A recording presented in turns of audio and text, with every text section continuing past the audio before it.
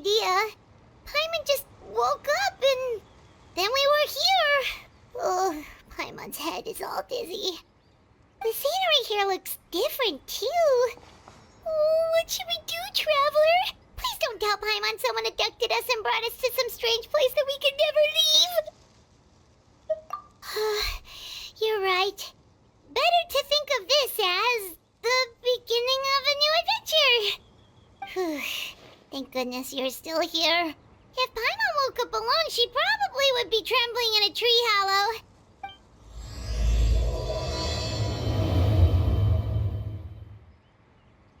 Let's follow this path for now. We might be able to meet someone and figure out what this place is all about.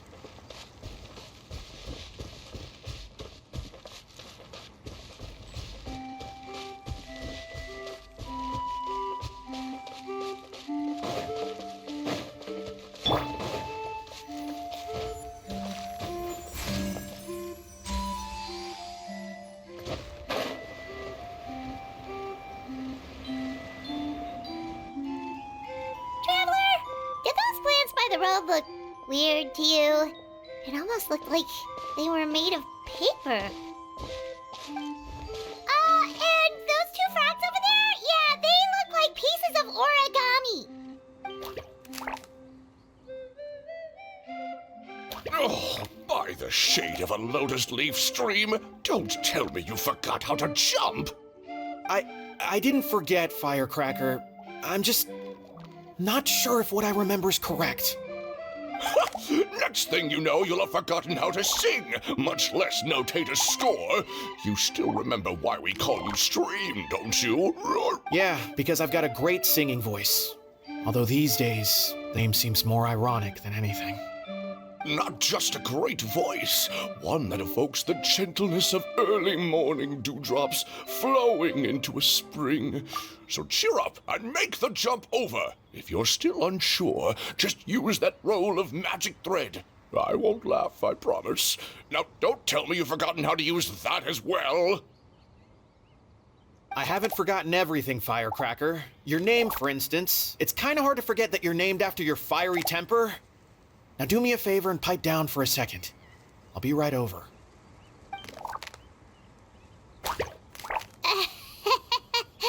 You saw that too, right? Paimon's not seeing things, is she? This place is getting more confusing by the second. Anyway, why don't we go after those two frogs? They didn't look evil or anything. Plus, they might be able to help us out.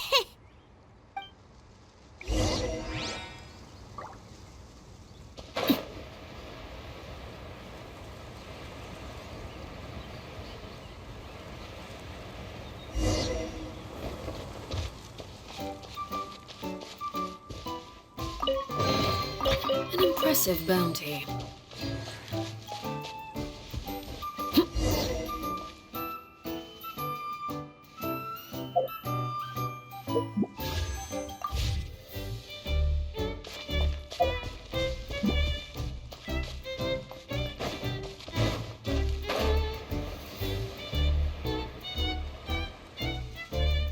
Guess we're not catching up to those frogs.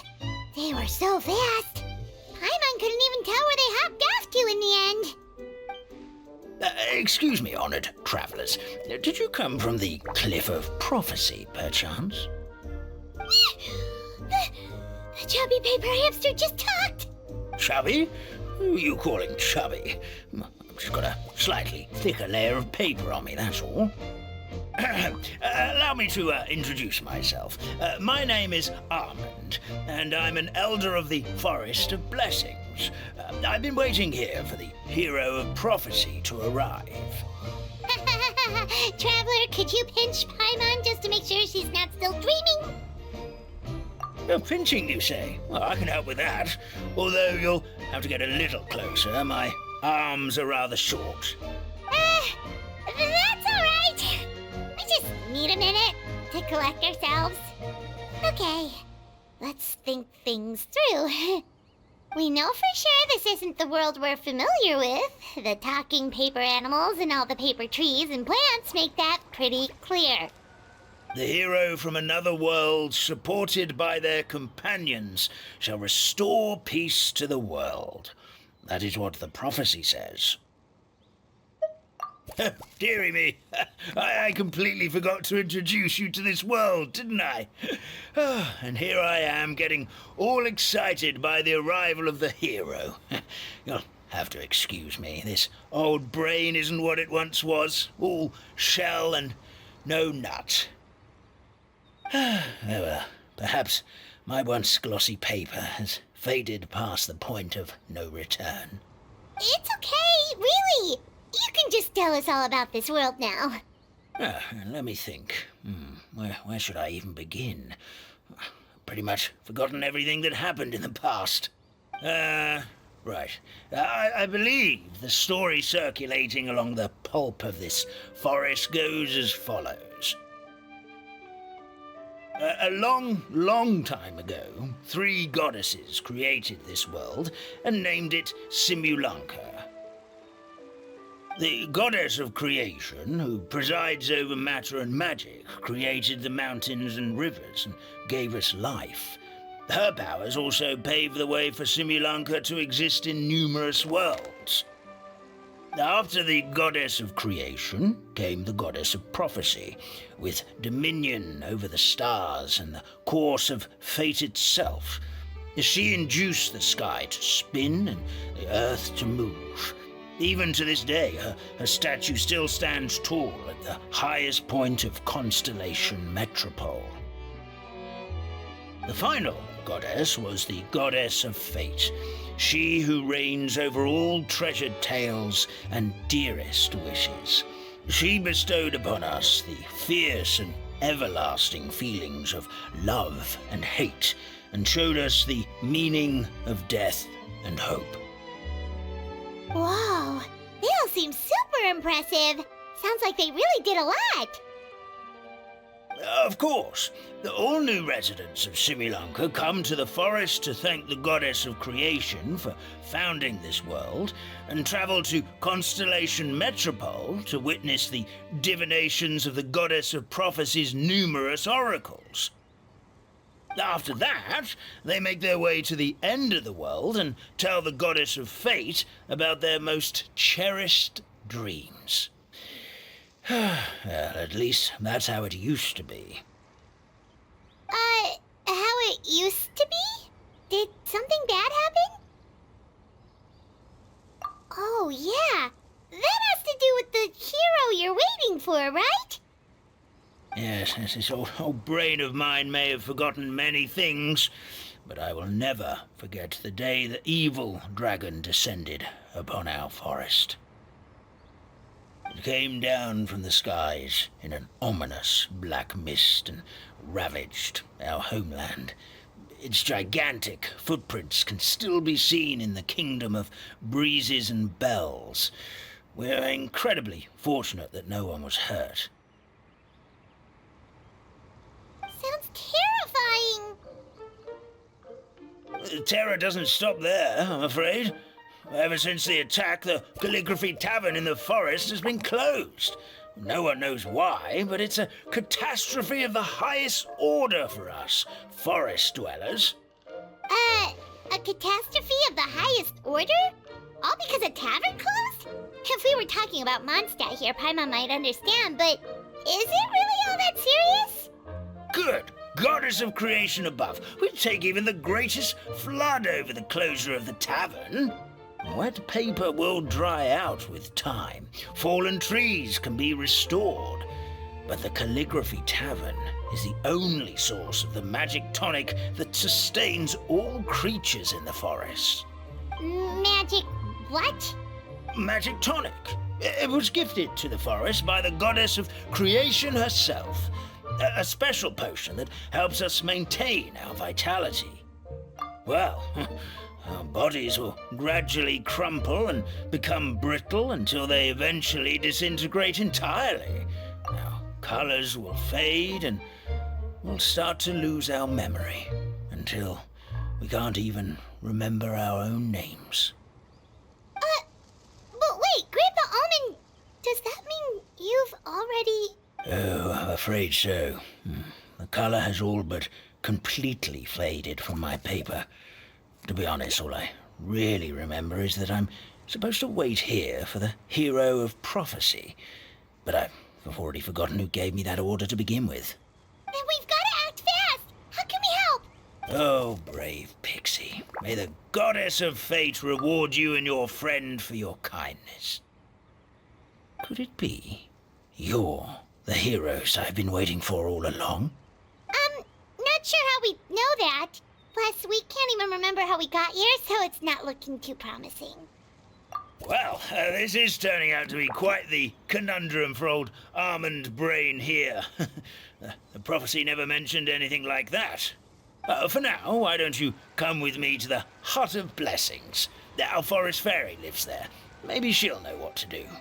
Whoa, a forest fairy? Like one that knows magic? Oh, you betcha. She's prophesized to join the hero on their journey. Well then, she sounds like exactly the kind of person we need. Please lead the way, Grandpa Almond. This is the place. If you could just wait a moment, the fairy should be... Traveler! Paimon! Paimon knows that voice! It's really you! I'm so happy to see you!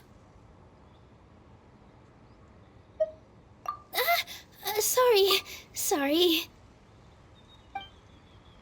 So Nilu is the forest fairy? Well, you certainly look the part. Thank you. To be honest, I'm still getting used to it. It's the weirdest thing. I remember I was reading a book at the Grand Bazaar, and then I guess I must have fallen asleep at some point because, well, then I woke up just like this.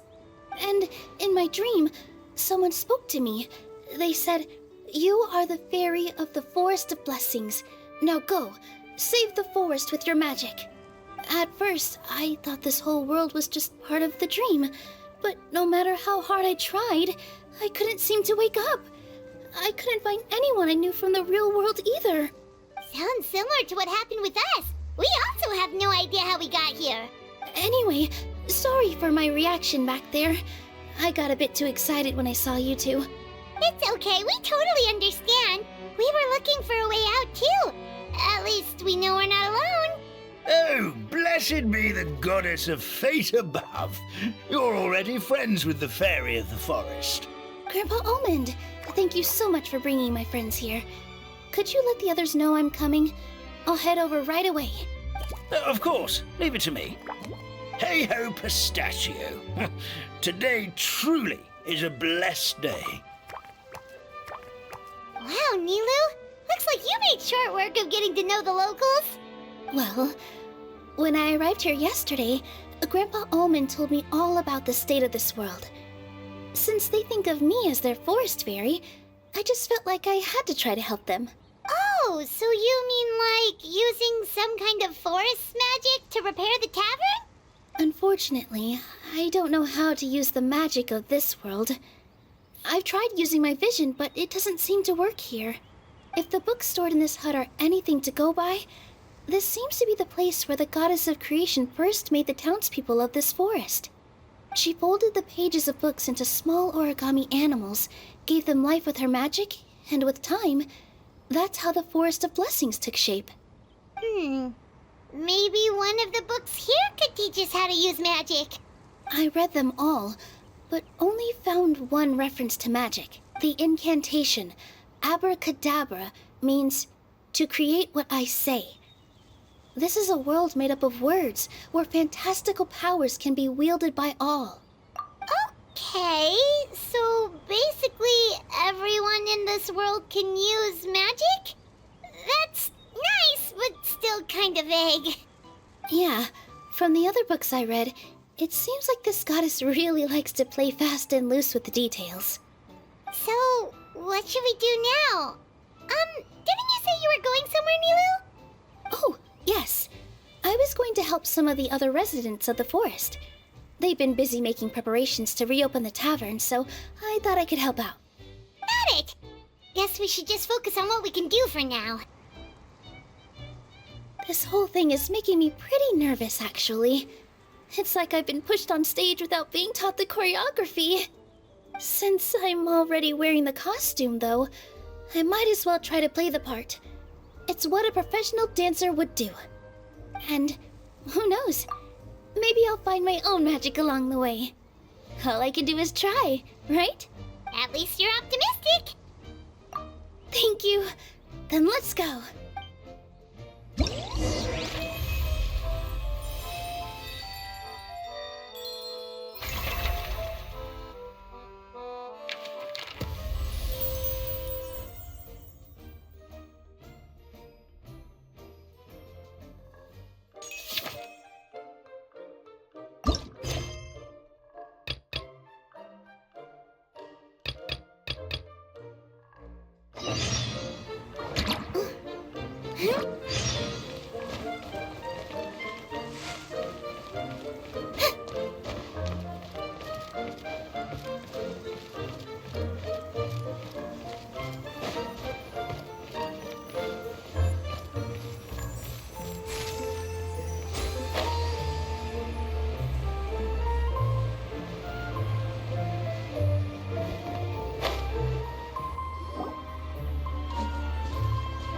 Look, the forest fairy is here, and she brought her companions.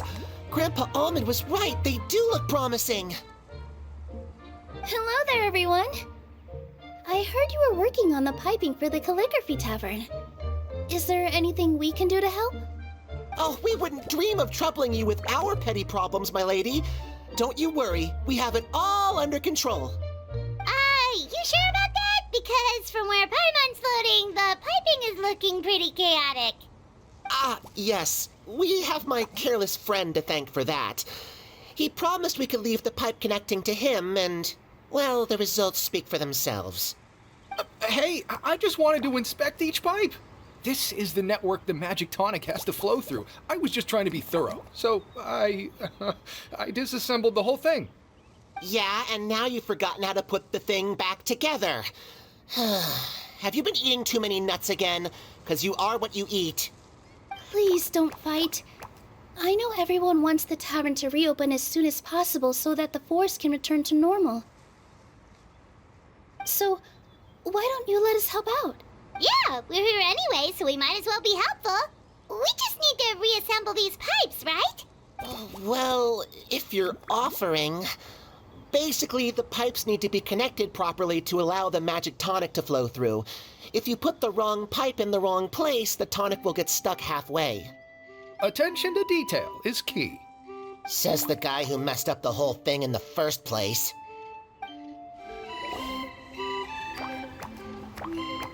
Oh, amazing! You did it! Now the tonic will flow into everyone's cups without getting stuck, right?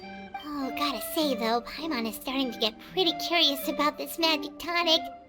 Could she have a teeny tiny sip? Just a little taste, please? It's not greed, it's curiosity. Well, if it's really just one sip, I guess that would be fine. Just be careful. This is one of the last cups left in the entire forest. We're supposed to save it for our research.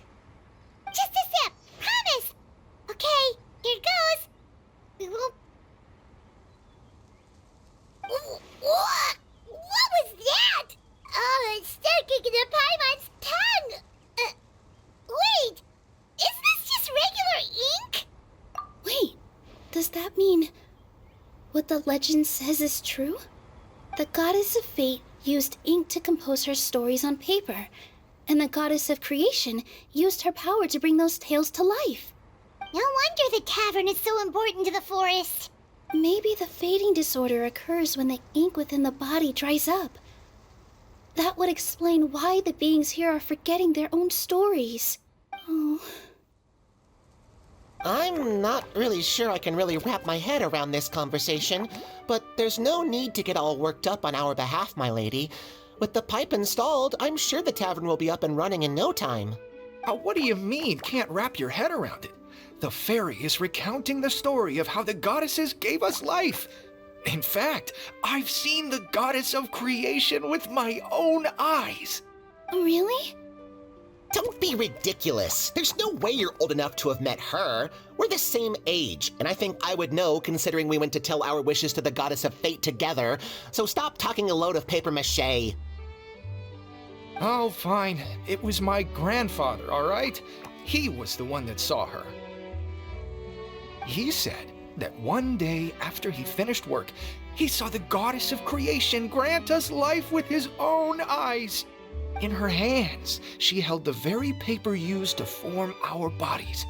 She whispered something into the pages, and then suddenly a paper frog was born, ready to leap into the world. Oh, it was spectacular. Ugh, cut the theatrics, will you? You weren't even there. Wait, so that's it? Paimon thought creation magic would have a little bit more pizzazz. Oh, so in your world, the creation of life is a much showier affair?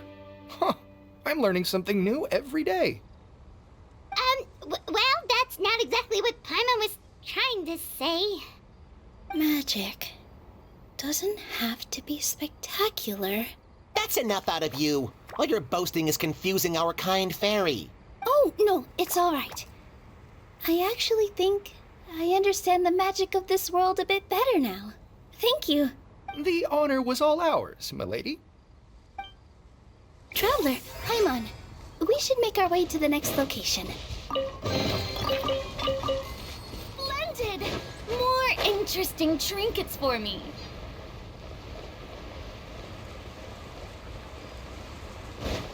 May I present?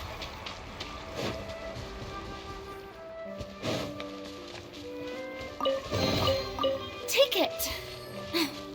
Go on. You have my approval.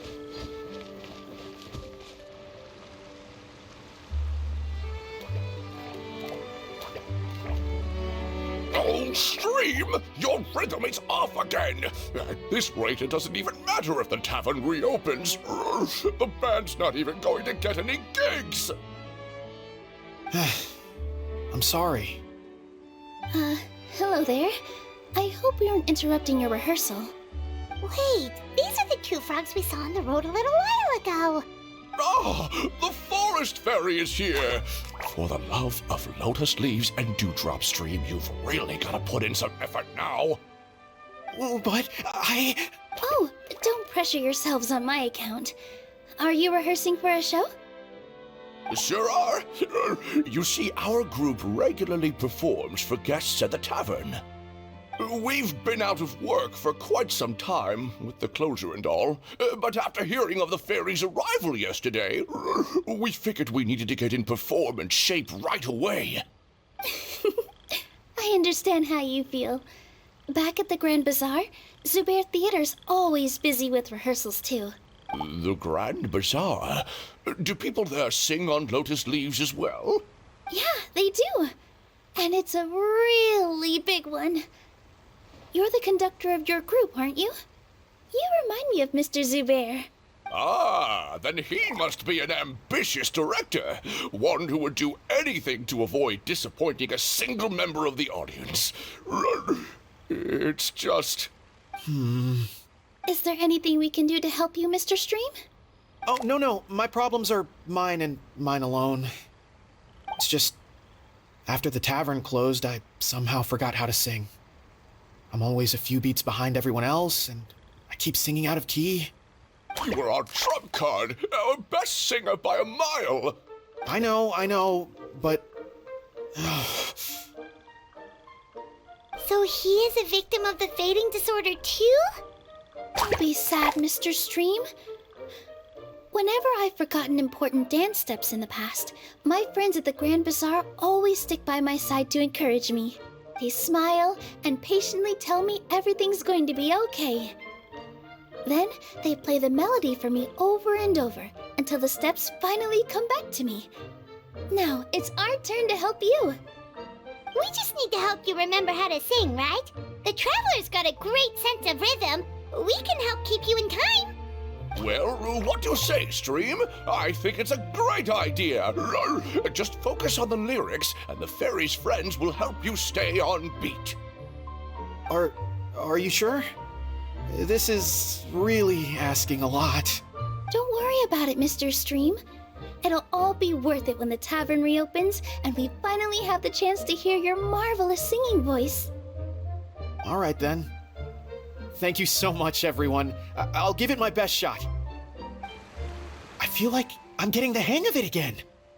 Goddesses above, this better stick when it comes to the performance.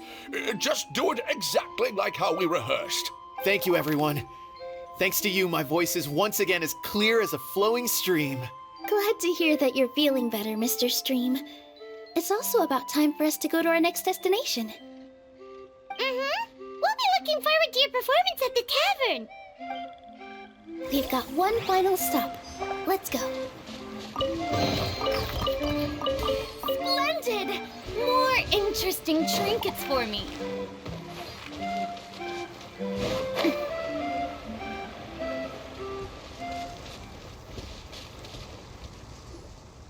Oh, my dear Citrus, please tell me you're joking.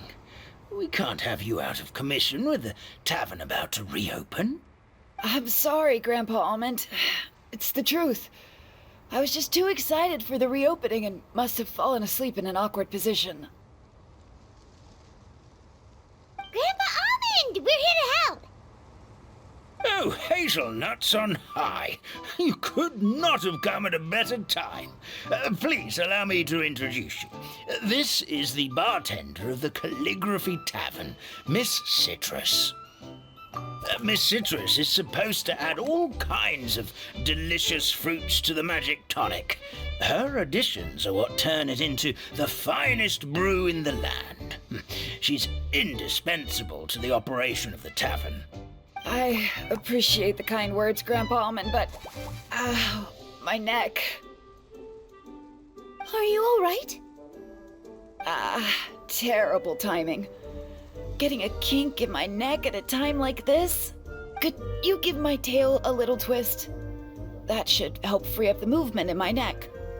I would do it myself, but I can't reach my own, and Grandpa Almond is too old and as light as a feather. The neck and tail are connected? Of course they're connected. Just like how you can't have a rainbow without rain. Anyway, you just need to position me at the right height to pick the fruits. And then put them in the barrel over there.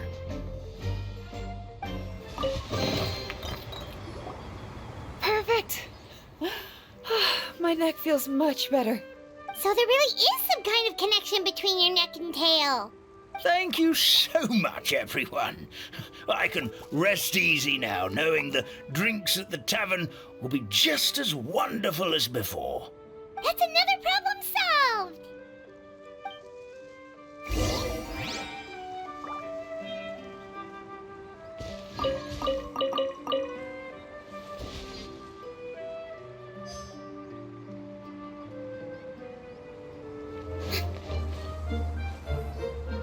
Well, since we've taken care of most of the tasks, all we need to do now is reopen the tavern. But we still don't know how to use the magic of this world. We don't even know why the tavern closed in the first place. Oh, what about the method that one hamster mentioned? You should try it, Nilu. You mean the creation magic his grandfather saw outside the Hut of Blessings? I wonder.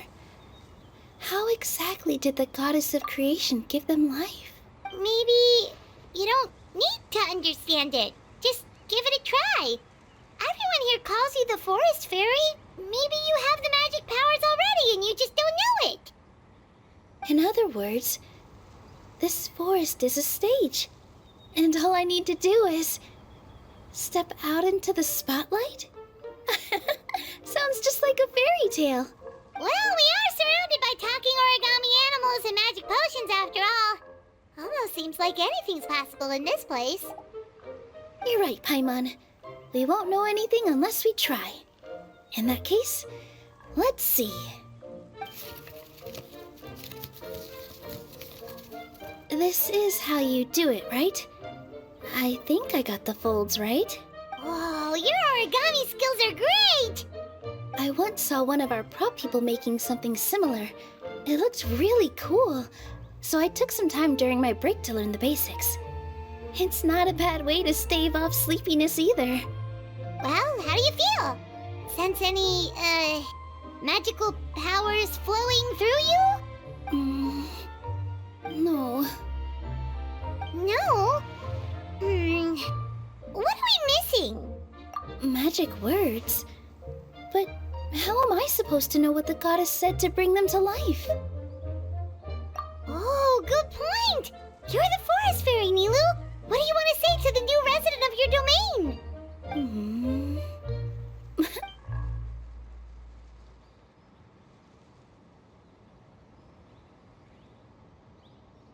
I bestow upon you the blessings of the forest and offer you a home in this land.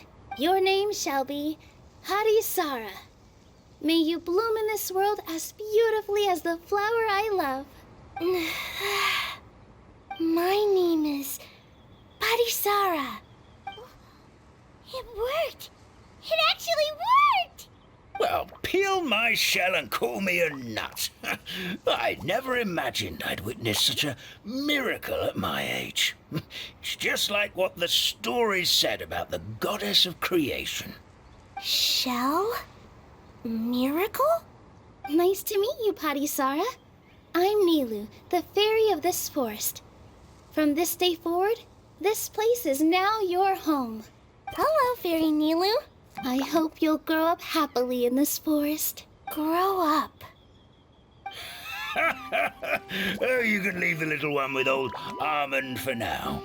Oh, this sure brings back memories. It's been such a long time since we last held a welcome ceremony. Here, Parisara. Come to Grandpa Almond. Well, now that Nilu has mastered the goddess's magic, we should be able to reopen the tavern, right? Grandpa Almond, could you send a few people to check the underground space beneath the tavern? Oh, of course. May I ask why? The moment I used magic, I sensed something strange down there. I have a feeling it's connected to why the tavern had to close down. Of course, we'll look into it right away. Make sure you listen to Grandpa Almond, Parisara. Don't go running off on your own. Parisara, listen. Running! Hey, come back here, you! Wait! Yep, that's Nilu's creation, all right. She's got so much energy. Anyway, how did you manage it, Nilu? Well, all I did was say my wishes for her out loud. Maybe the magic is in the words themselves, just like the book said. This place is seeming more like a fairy tale by the second. I mean, or somewhere called the Forest of Blessings, so it kind of makes sense. Well, anyway, Paimon thinks this magic suits you perfectly, Nilu.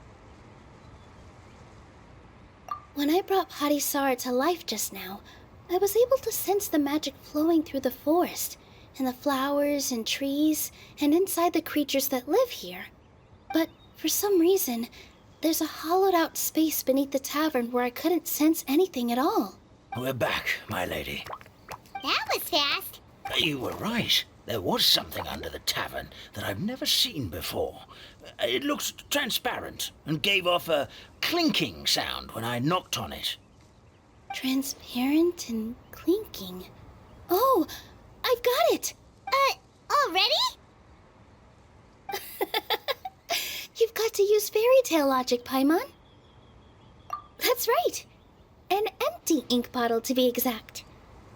Still remember the taste of the magic tonic you took a sip of, Paimon? Yeah, it was ink. Oh, Paimon gets it now! Traveler, Paimon, will you come gather some ingredients with me? I learned what we need to make the magic tonic back in the Hut of Blessings. Sure thing! What do we need to get? A setting sun that never sets, a dragon that cannot fly, and a moon that only shines at night. Where are we supposed to find crazy things like that? What? How did you get that so fast? Logic, huh? Lucky guess, more like.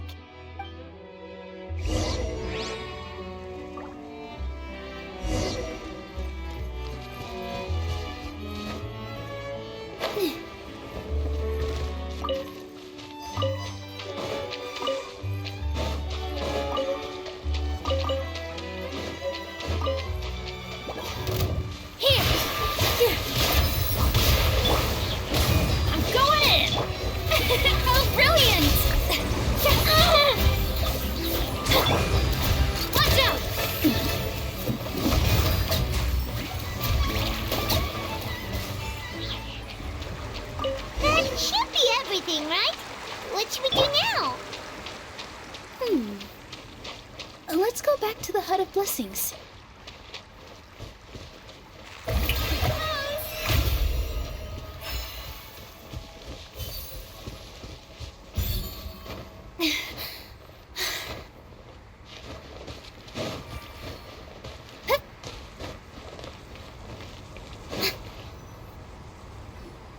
Give me just a second. I'm gonna go fetch an ink bottle from the other room.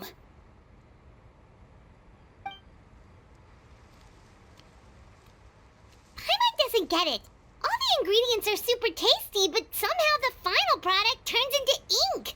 Well, anyway, Paimon's not going anywhere near this stuff this time. Not even if you bribed her. Sorry to keep you waiting. Let's see.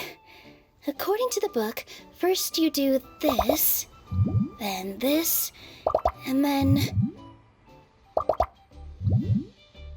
It's done! Wow, magic sure makes everything super convenient.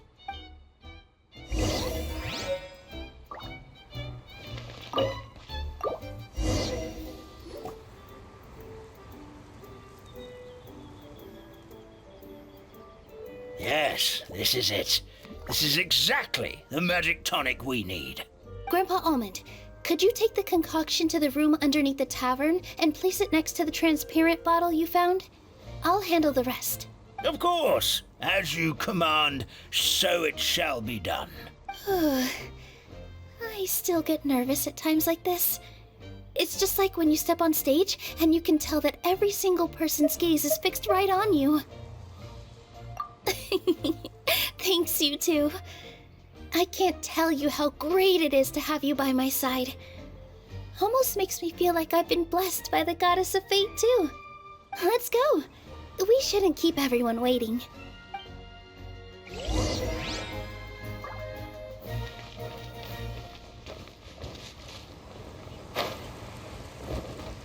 The show begins!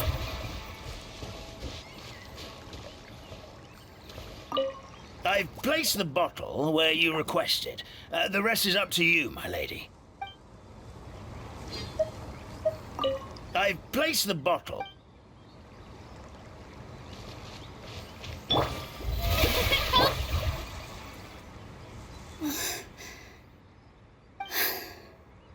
Forest, please heed my words and accept my blessings. May your spring of wondrous magic never run dry. And may all who call you their home lead happy, fulfilling lives.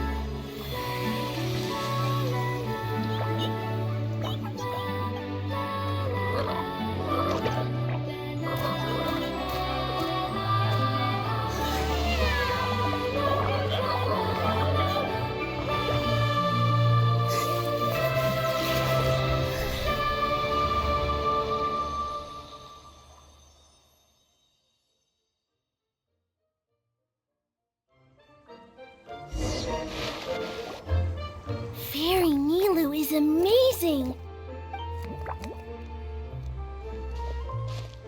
Wow, it's so pretty. What a beautiful tavern.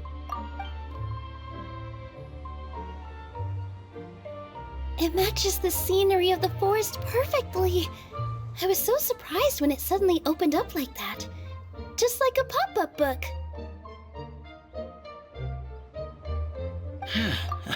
I remember now. I remember everything. It was me.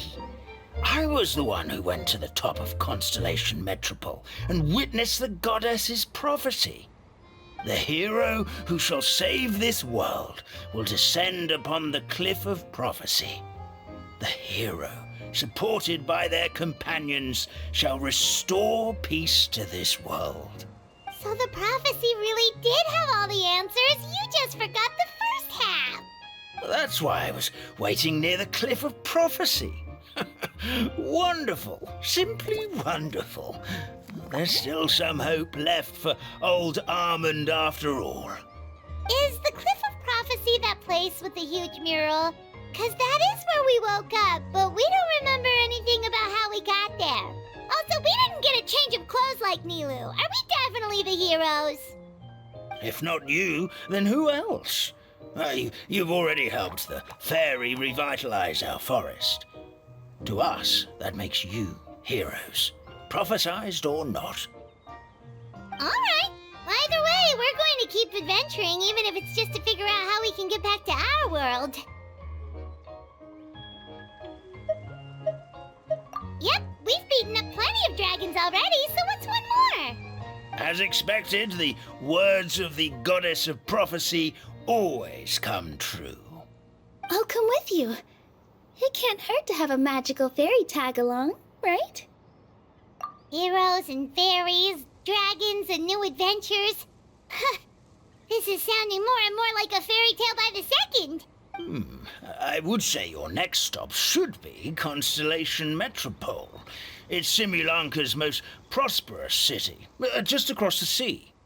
Once you've arrived at the Astral Garden at the highest point in the city, maybe you can try seeking divine counsel from the goddess of prophecy herself. Are you leaving, Fairy Nilu? I'm afraid so. There are still other people who need my help. I won't go far, though, and I'll come back to visit the minute I have time to spare. So be a good girl, Patisara, and help out Grandpa Almond whenever you can, all right? Mm-hmm. Got it. Patisara will wait here for you. That's a good girl, Patisara. I almost forgot. If Constellation Metropole is where you're heading, you'll need to take the Maritime Express. I'll head to the station first thing tomorrow morning and wake up that lazy station master for you. Why don't you take a break for the rest of the day? You should savor the beautiful scenery of the forest before you go. Sounds great!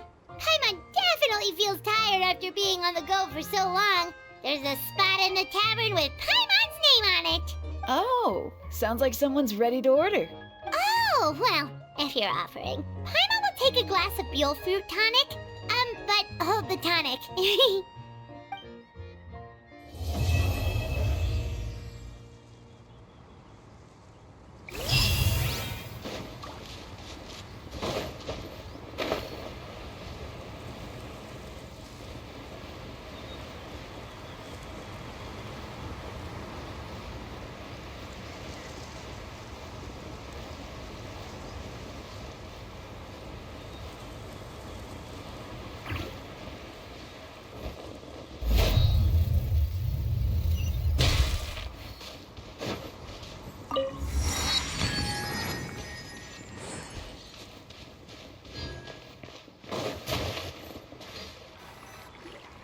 Get up, said Jewel. Time to get to work, you lazy bones. I can't remember how to call the train. You just let me sleep a little longer, and I'm sure I'll remember. Don't try to pull one over on me, young man. Your fading disorder has been cured. I saw you chugging cup after cup of magic tonic in the tavern last night. You must be mistaken, Grandpa Almond. That guy definitely wasn't me. Oh, you remember my name now, do you? Then it seems like you're all better. You had no idea who I was when you were fading. Now, enough of your nonsense. Get up. The fairy and her friends are going to be here any second. All right, I'm up. The Maritime Express should be here soon. That's more like it. Lie there any longer and you'll start gathering dust. Is everything okay? The hero, his pixie companion, and the forest fairy. I didn't know you were already here. Merciful macadamias. I'm sorry you had to see that. Oh, it's all right. Paimon knows the feeling. Who doesn't want to sleep in first thing in the morning? Does the Maritime Express run out of Constellation Metropole? Yes, each train needs a conductor to operate, and the conductors are always from the capital. The more difficult maneuvers are a little too complicated when you're made of paper. Oh, so you mean the people of Constellation Metropole aren't origami animals like you? Well, the city welcomes visitors from all over the world, so you're bound to run into some forest dwellers there. But yes, generally speaking, the residents of Constellation Metropole look quite different from us. Ah, you'll see for yourself soon enough. Here comes the train.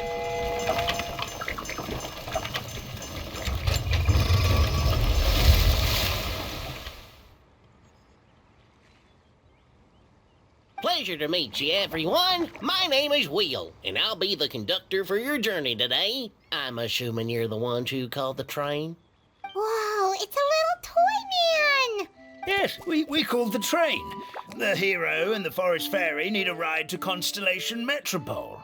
The hero and the forest fairy, the ones from the prophecy. Oh, why didn't you say so earlier? We could have prepared a far more luxurious train. I'll just go back and get a better one. That's okay, Mr. Wheel. We're trying to get to the city as fast as possible. We just need you to get us across the sea. In your capable hands, I'm sure we'll get there in no time. Of course, my lady. It would be an honor. Well then, all aboard, sit anywhere you like. We'll get a stunning view of Simulanka no matter where you're seated.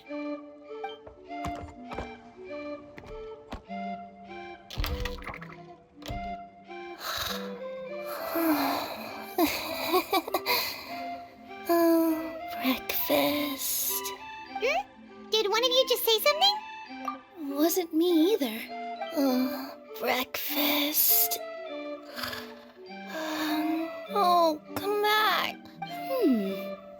Sounds like the voice is coming from inside the train.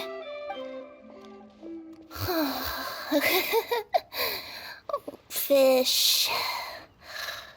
Chicken drumsticks. Oh, gotcha. What's Kirara doing here?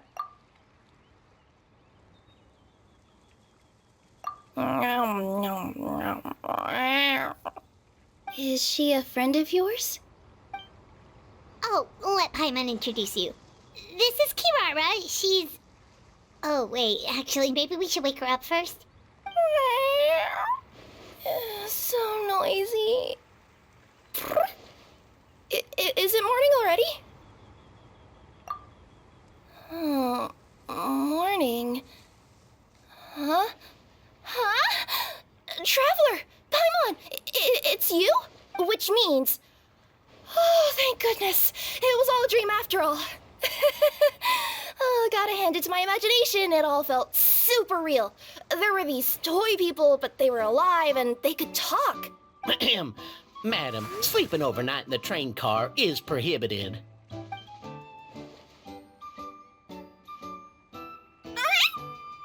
It wasn't just a dream? It's all right, Kirara. Apparently we're in a world called Simulanka. We got here yesterday, too.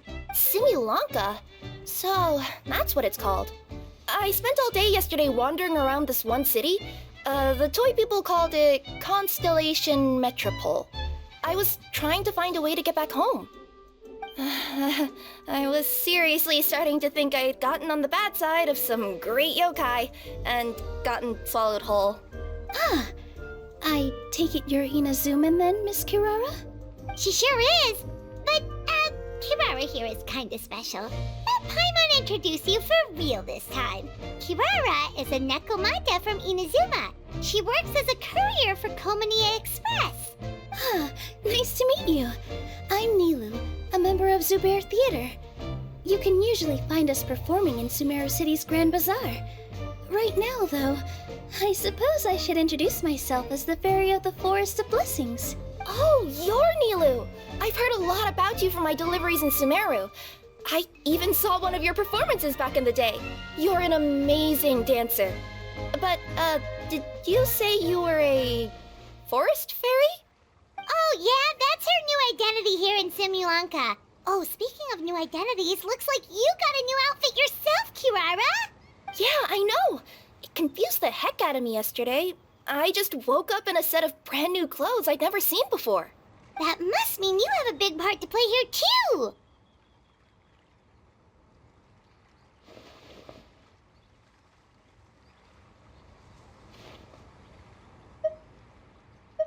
I think Miss Lynette would be better suited to that role, being a magician and all. Did you by any chance hear a voice speaking to you before you got here, Miss Kirara? A voice... Oh, yeah, I did hear something, but I was so freaked out my tails got all tangled, so I, didn't catch much of what was said. Sorry for the interruption, but this Nekomata friend of yours, she doesn't eat hamsters, does she?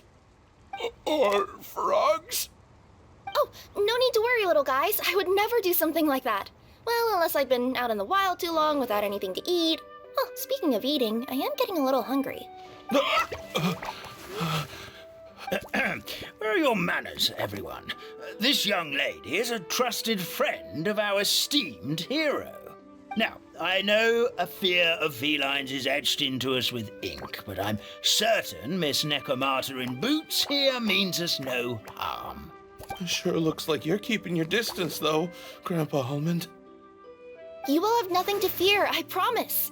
I met some origami animals in Constellation Metropole yesterday, and I even made sure to retract my claws so I didn't hurt them by accident. Plus, you all look just about as tasty as the cardboard boxes I deliver. Not that I tried to eat you even if you did look tasty. Promise. Please excuse us, Mom. It's just an unconscious reaction. Dear passengers, it's almost time for us to depart. Oh, yeah, that. Whoops.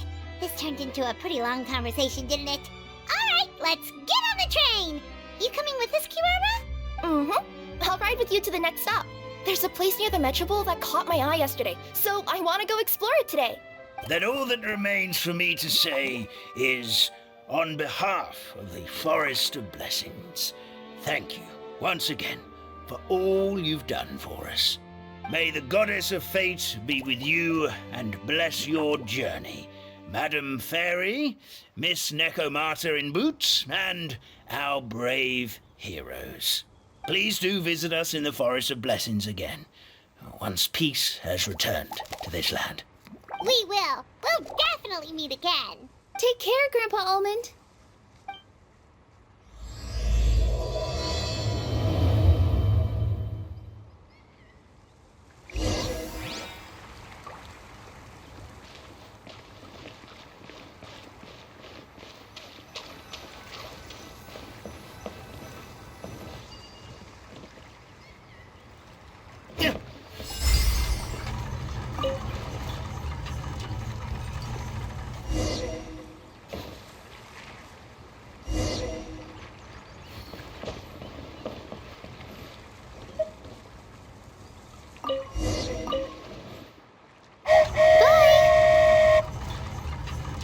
Have a safe trip!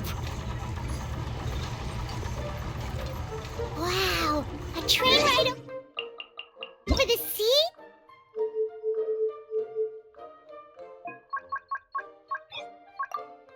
What an incredible view! Please keep your head and arms inside the train at all times. We don't want anyone falling into the sea. There's a train coming the other way too! Hey! Now that the fading disorder is cured, I'm sure the forest will be a lively place again in no time. I gotta go explore that forest at some point. It looked so pretty from the train. I just hope they, won't be too scared of me.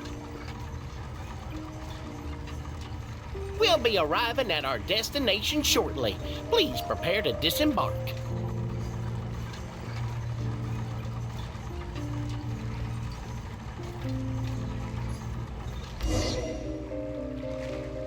Here we are! Constellation Metropole is right over there. It's a short walk from here to the Gear Sky Ladder, which will take you right to Metropole Square. And thank you again for choosing Maritime Express.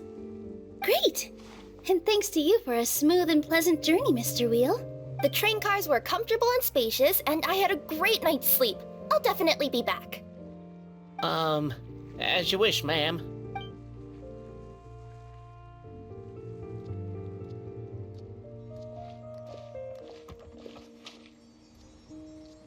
Where should we go next? Is that place you wanted to check out nearby? Mm-hmm. I took a walk around yesterday, and it felt like there was something weird about it. So, I think I'll indulge my curiosity and go investigate. Want us to come with you? It's okay. You guys go ahead and visit the Metropole for now. Hopefully, that's where you'll be able to find out some more about this world.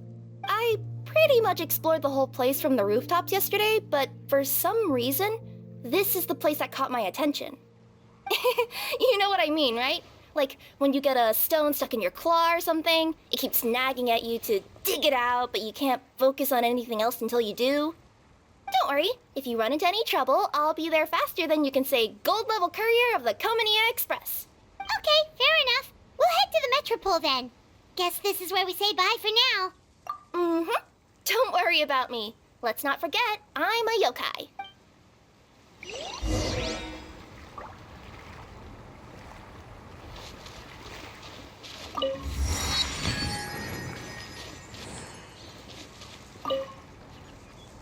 Hey, are you guys already finished with everything in the No need to prioritize me. There's just this place I really want to go check out. Feel free to get back to me once you've got everything sorted out.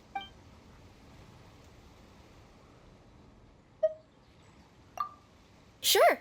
Don't worry. I'm not going anywhere.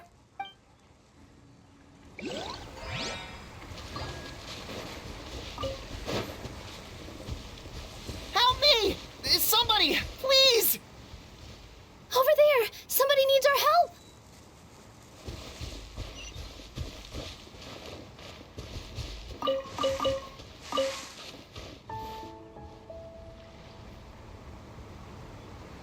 Help me! Help! Oh, Goddess of Prophecy above, would you kind souls please help us? What happened here? Why are you all suspended in midair? I mean, being stuck in midair still beats falling to the ground and being smashed into a pile of blocks, but... I told him to be careful, but... No, never mind. Now's not the time for that. My good friends, could I trouble you to turn the clockwork key over there? I'll explain everything in a bit.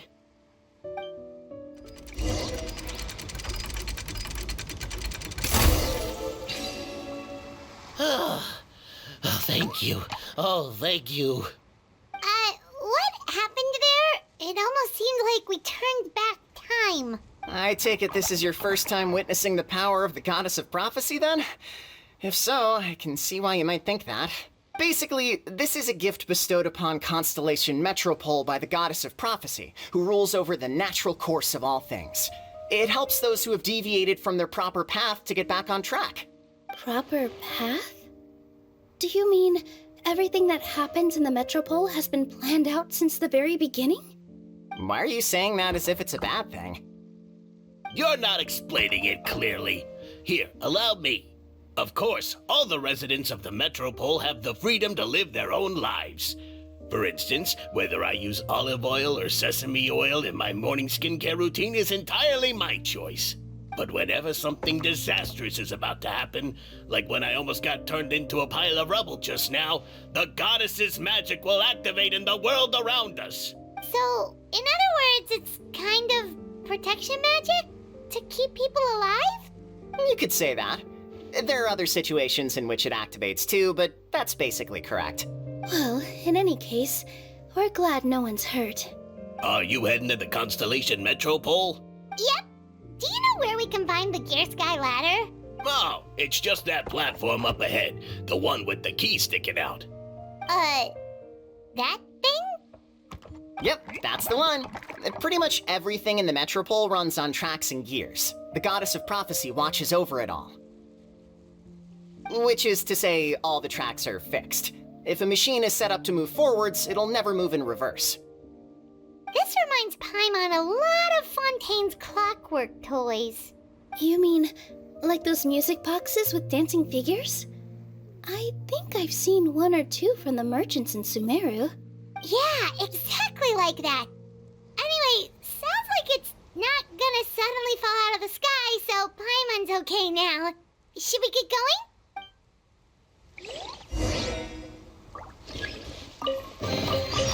We'll need more where that came from.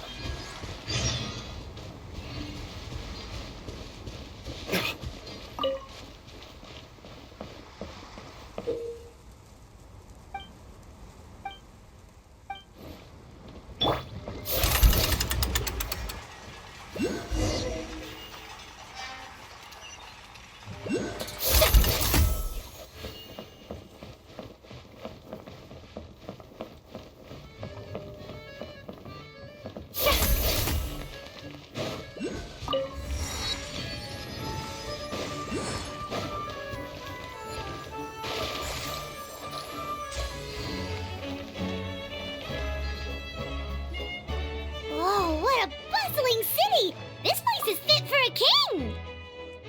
Our next step is to get to the top of the metropole and ask the goddess of prophecy for guidance. If there is a king in that castle, I sure hope he won't get mad at us for trespassing.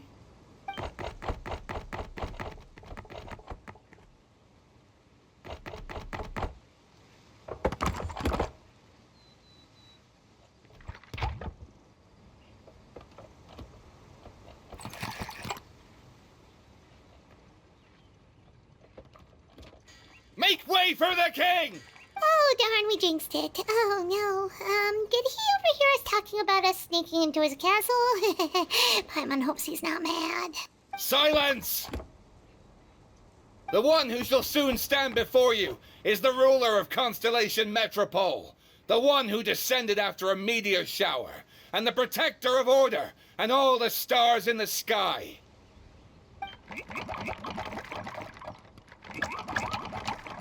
That's a long list of titles. I bid ye welcome, guests from afar. Long have I heard of your grand deeds. O fairy, who restored the lifeblood of the forest. O hero, who... huh? Navia! Hold your foul tongue! How dare you utter Her Majesty's name? Nice one, partner. Spectacular improvisation skills. I'd expect no less from you. All right. You can relax now. Allow me to make some introductions. This is the Traveler, and his trusty companion, Paimon. You are personal friends with Her Majesty the King? Please, forgive our grievous mistake. We had no idea. All right, the welcome ceremony is over. Everyone back to your stations. I will personally treat our guests to some royal hospitality. Yes, Your Majesty.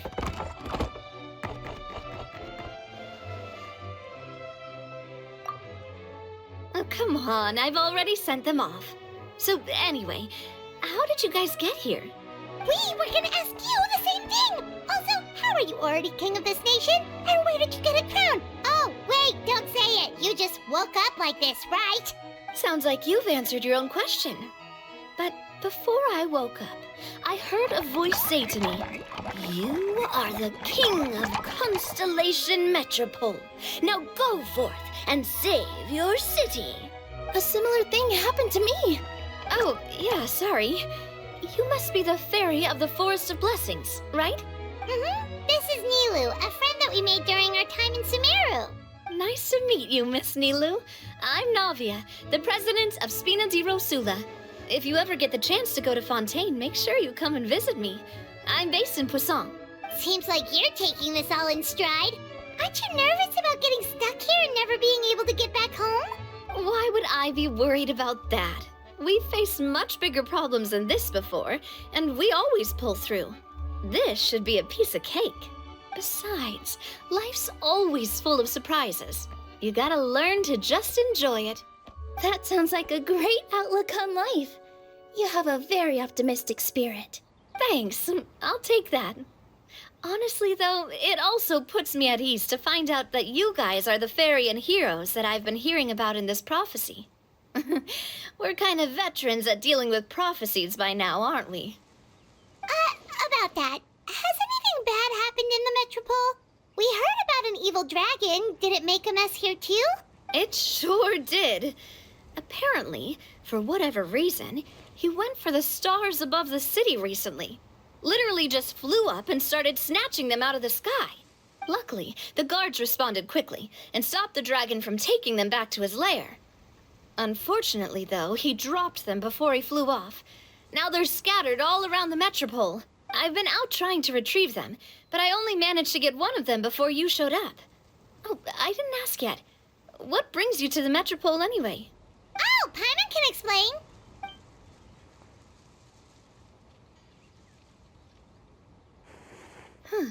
I see. So, you want to consult the Oracle of the Goddess of Prophecy. Do you know how we can do that, Miss Navia? Well, the goddess's statue is indeed at the top of the castle. I can take you up there.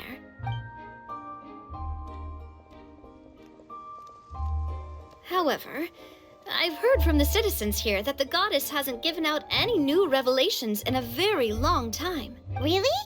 But Grandpa Almond told us that he received his prophecy from the goddess.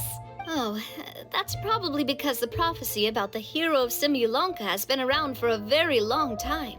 But recently, people realized that the goddess didn't reveal anything about what's supposed to happen after peace has been restored. Okay. Still, can't hurt to try your luck. And maybe you can help me get rid of the invaders while we're at it. Invaders? So the dragon's not your only problem? Right. The forest isn't the only place where strange things have been happening to the residents. Have you come across the gift from the Goddess of Prophecy yet? You mean the protection magic that stops them from coming to harm? We saw it in action. Yep, that's the one. Over the past little while, this magic has been triggering far more frequently. We don't know if it's simply because the Metropole has grown a lot more dangerous, or if there's a deeper reason behind it. Some residents find themselves getting stuck in a place and unable to move. Others start repeating the same thing over and over again, like they're trapped in some kind of loop. If we were to use clockwork toys as an analogy, could it be that the tracks have eroded, or the gears have slid out of place? That's exactly right, Nilu. That's basically what's happening. Anyway, some of the monsters outside the city saw this as an opportunity to launch an invasion. But we didn't see a single monster on our way here. That's because I already took care of most of them over the past couple of days. Of the remaining few, we trapped some of them inside the castle and chased the rest back out of the city. Okay, so to summarize, not only has the magic here gotten all messed up, but the dragons also knocked some of the stars out of the sky, plus there's a bunch of monsters in the city. Sounds like there's a lot more to fix here than in the Forest of Blessings. Well, defeating the dragon and the monsters should be straightforward enough. But how do we fix the magic? Supposedly, the goddess has had it all planned out for ages. One of her oldest prophecies says this: "Go and push the gear that connects up to the starry sky. When that time comes, I shall dance and return the tracks beneath my people's feet back to the stars in the sky." Huh? But weren't the tracks the gift that she gave to her people in the first place? Does that mean she plans to take the gift back? That's what the prophecy seems to be saying, yes. So, as a result, some people are against turning the gear, despite what the prophecy says, since they fear a future where they no longer enjoy the goddess's protection. But letting this drag on isn't the answer either, is it? No, and I think they know that. But they're just too afraid to take that final, terrifying step. They're still hoping there might be an alternative solution. Now, we could ignore their objections and go turn the gear ourselves. But... Exactly. You know me well. And that's why you're my partner. I want to get as many people on my side as possible. At the end of the day, this is their city, and they should have the right to decide its future. Ooh, spoken like a true wise king, Navia. I am the boss of Spina di Rosula, after all. This may be my first time as a king, but there are a few similarities between the two roles. Traveler, Paimon, Miss Nilu, would you be willing to lend me your support? With your help, I'm confident we'll be able to find the most frictionless way to resolve the problems plaguing this city. Not gonna lie, Your Majesty is definitely growing on me. Seriously, like we'd ever say no. We're your friends. No need to ask us so formally in the future. I'm happy to help too. This is a beautiful city, and just like the Forest of Blessings, I would love to see it return to normal as soon as possible. Ah, great. As the King of Constellation Metropole, I extend to you my gratitude. All right, everyone, follow me. I'll show you the way to the goddess statue at the top of the Metropole. And stay close. You don't want to get lost in my castle. It's huge.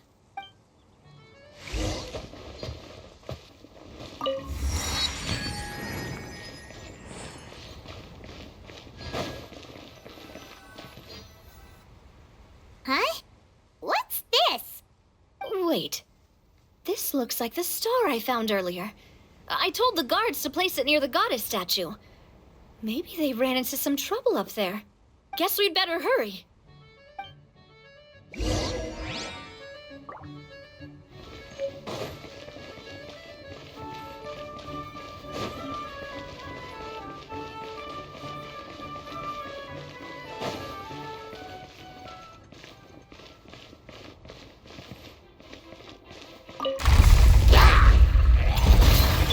Brace yourselves. Strike a pose.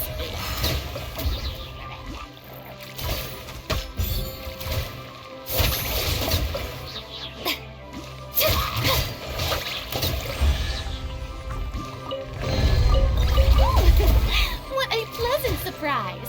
Truly an extra slice of joy.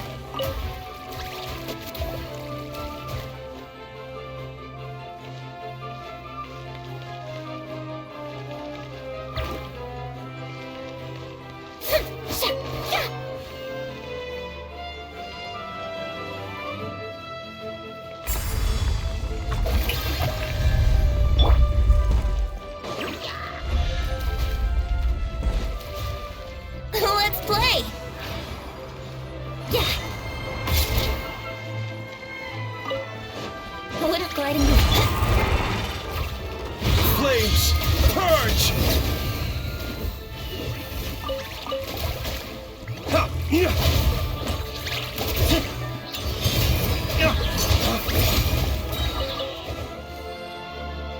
Whoa! Why is the star on top of a mechanism? Uh-oh! More monsters incoming!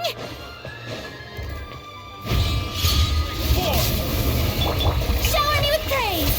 Allow me! Brace yourself! Time for takeoff!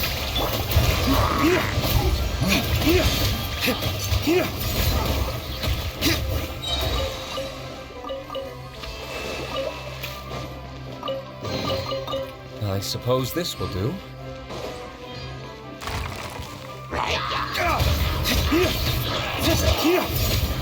Yahoo! Yahoo!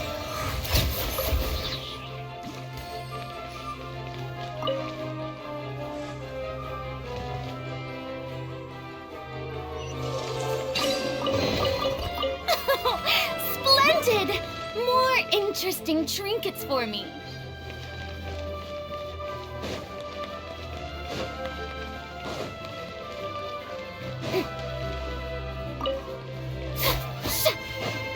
Shower me with praise!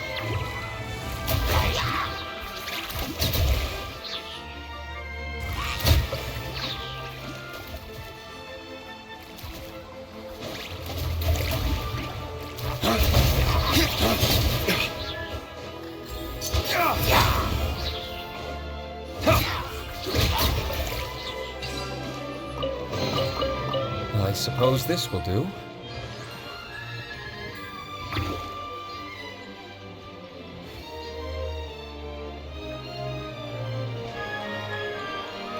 Feels like they really didn't want to give that to us.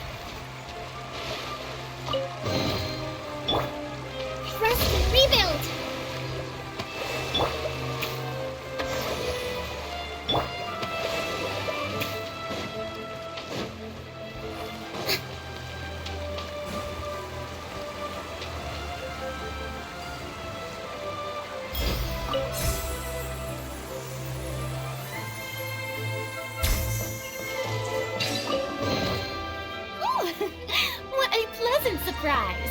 Truly an extra slice of joy.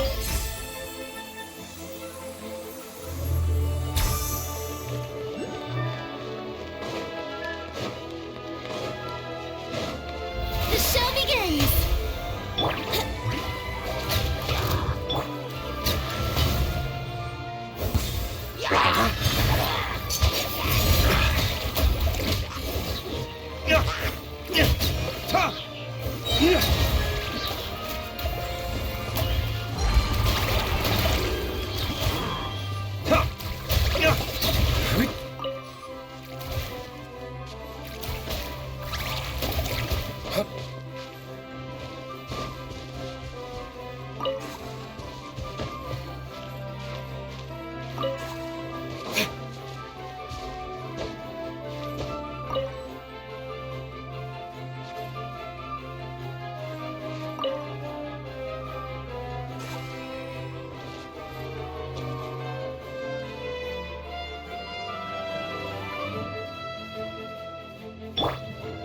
May I present?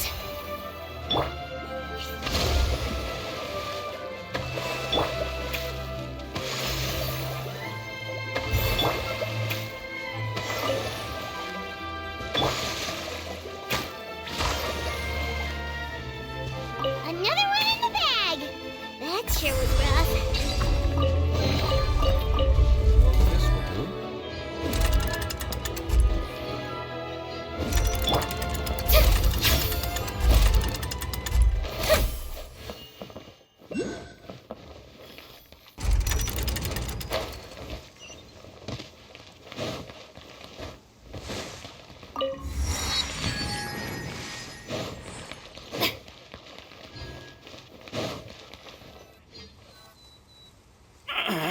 Drat! I can't move! What happened? Your Majesty! This conservative radical, he attacked us! He threw the star from the Astral Garden and even stole the magic thread linking the Oracle Pillars! But just as we were about to arrest him, the goddess's magic activated, and now we can't move! No! Nobody touched the celestial gear! What's an oracle pillar? You need to use it to pray to the goddess. I'll explain later. First, let's help these guys.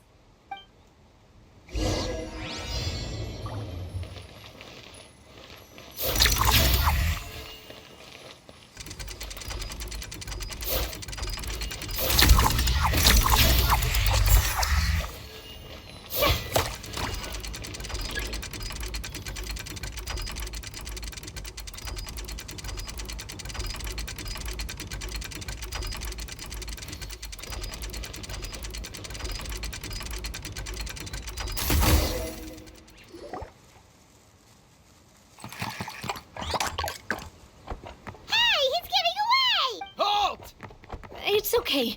Let him go. But, Your Majesty! Even if we catch up to him now, we won't be able to change his mind, much less quell the fear that many others like him are feeling. All it would do is turn him further against us. Understood, Your Majesty. Also, this is the magic thread he was holding from the Oracle Pillars. Your Majesty, what should we... Ah, please give that to the traveler over there. I believe they have some questions for the goddess. Yes, Your Majesty.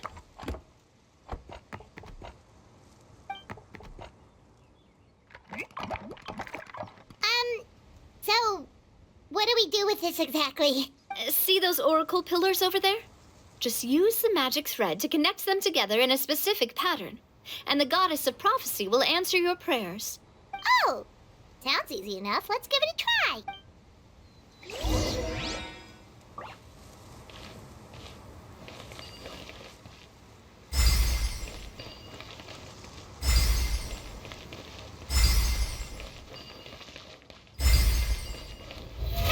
How brilliant!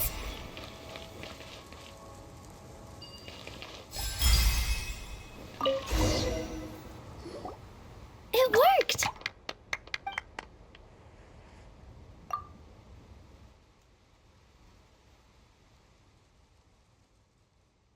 To which course of fate do you seek answers, my child of Simulanka?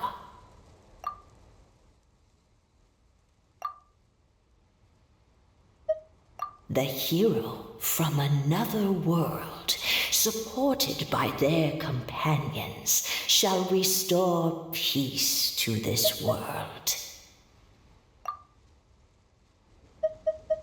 Go and push the gear that connects up to the starry sky.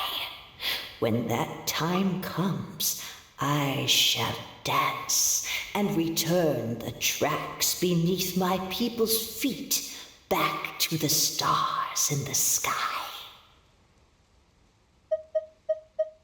So, Miss Navia was right. The goddess of prophecy didn't tell us anything about the future. Fair enough. Guess we'll just have to play it by ear.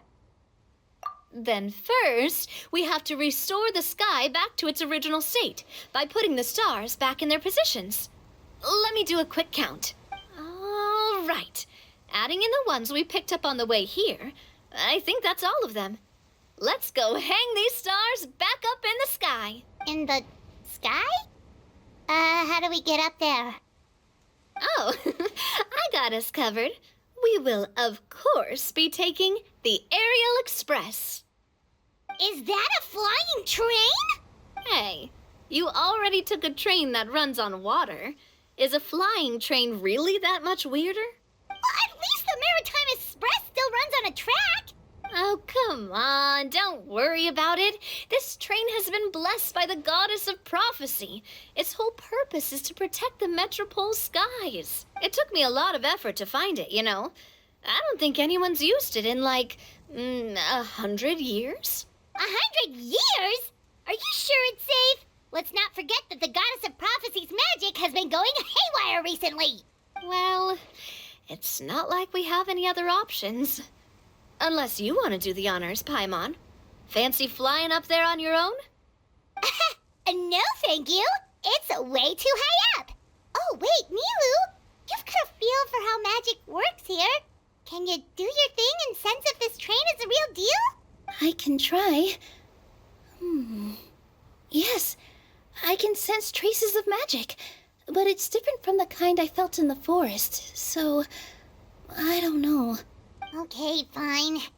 Guess there's only one way to find out. That's the spirit. I'll come with you.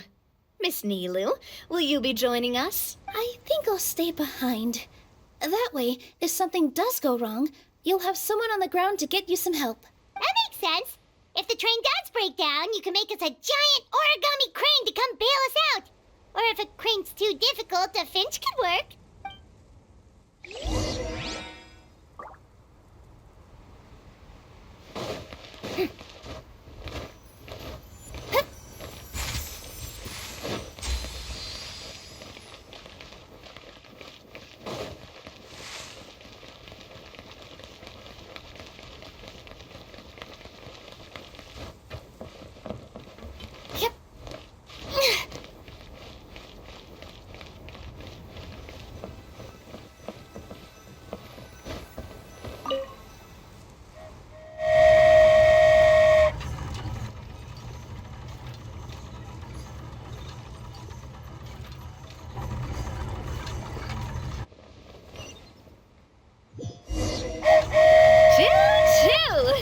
Aerial Express moving out.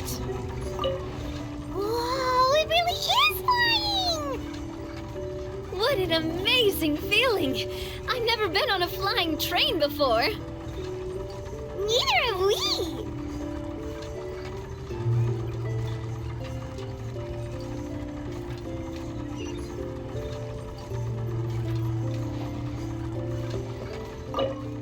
That should do it. On to the next location.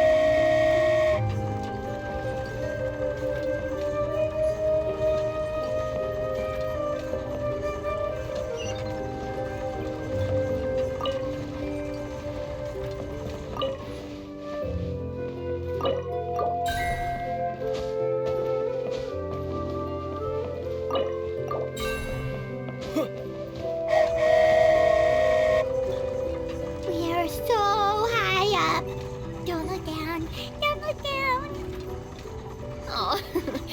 Hang in there, Paimon. The hard part's nearly over. After that, it's downhill all the way. Don't say downhill all the way! That is the last thing Paimon wants to hear!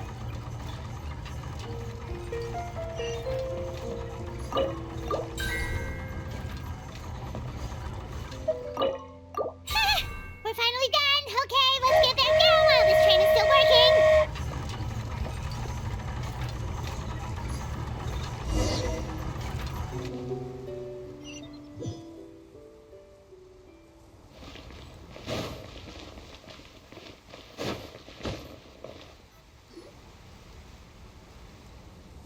Great job!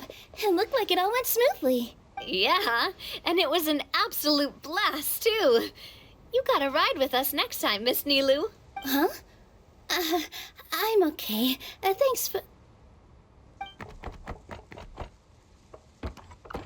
Halt! What do you think you're doing? Get out of my way! What's going on? Your Majesty, there! Let us through! Stay back! It's okay. Let them through. Your Majesty, could we please ask you not to turn the gear that connects up to the sky? And why is that? As you have seen, the goddess's gift is very important to us. It keeps us from harm and protects our very lives. Some of us, we just aren't ready to lose that protection. I see. I understand. Huh? Your Majesty, do you mean... I won't turn that gear. Not until you're ready. What? I've said before that the Metropole belongs to the people, and they should have the right to decide its future. But let me ask you this. How do you plan to solve the issues we are currently facing? Well, we'll start by rescuing the people that have gotten stuck. And then we'll find a way to figure out the true cause of this crisis. And have you made any headway on that?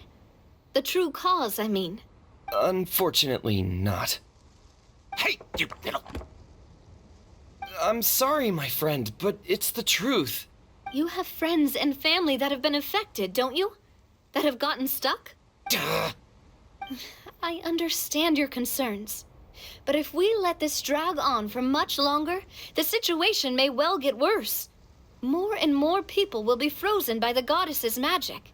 Yes, but if we turn that gear now, all the tracks in this city will disappear. I know this is a hard decision to make. But have you ever thought about why the goddess might have made things this way in the first place? Huh? Why do you think she might decide to take back her gift and stop revealing further prophecies about the future? Are you saying she has abandoned us? No. Quite the opposite, in fact. What do you mean? The goddess dearly loves this world and all the people of Simulanka. And because she loves you so much, she wants you to be able to choose your own path. Every parent hopes their child will have a happy and carefree life. But if they're overprotective, then all they'll manage to do is keep their child trapped. If a mother bird lets her baby ride on her wings for too long, her child will never learn how to fly. Perhaps the goddess of prophecy has always known that one day she'll have to let go. Children can only become independent if they're allowed to form their own opinions, make their own decisions, and deal with the consequences on their own. Only then will they be able to continue their journey alone, even after their parents are gone. But we've relied on the goddess's protection for so long. We don't know what it's like to go it alone. We don't know if we have what it takes. Are you kidding me? I think you've proven yourselves more than capable of that. What do you mean? You made a call in a time of crisis, and you've come all this way to talk to me. Even the guards couldn't stop you. That must have taken a lot of courage. But we only did it because we were scared. Why you set out on the journey doesn't matter. What matters is that you've proven you can choose your own path.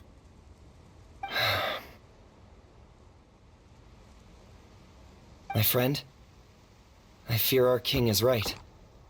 It is time for us to face our fears. What? But we... We can't go on living like this. Living in fear. Look at what it's driven you to do. You threw away a star personally created by the goddess of prophecy herself. You once revered her more than any of us. And I think the king is right. She hasn't abandoned us. So, why don't we put our trust in her one more time?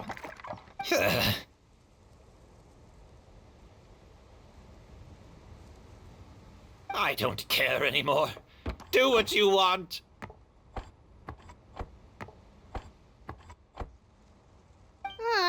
He laughed. I'm sorry about my friend.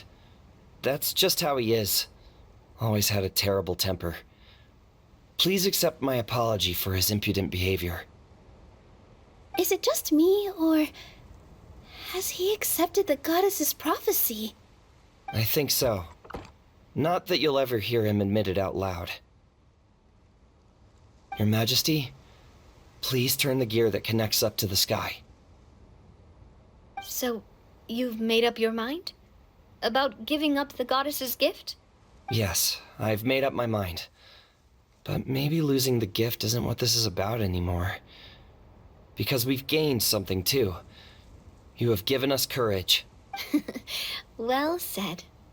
I am proud of your decision. Now, gather around, everyone, and join me as we make the night sky of this wonderful city turn once more.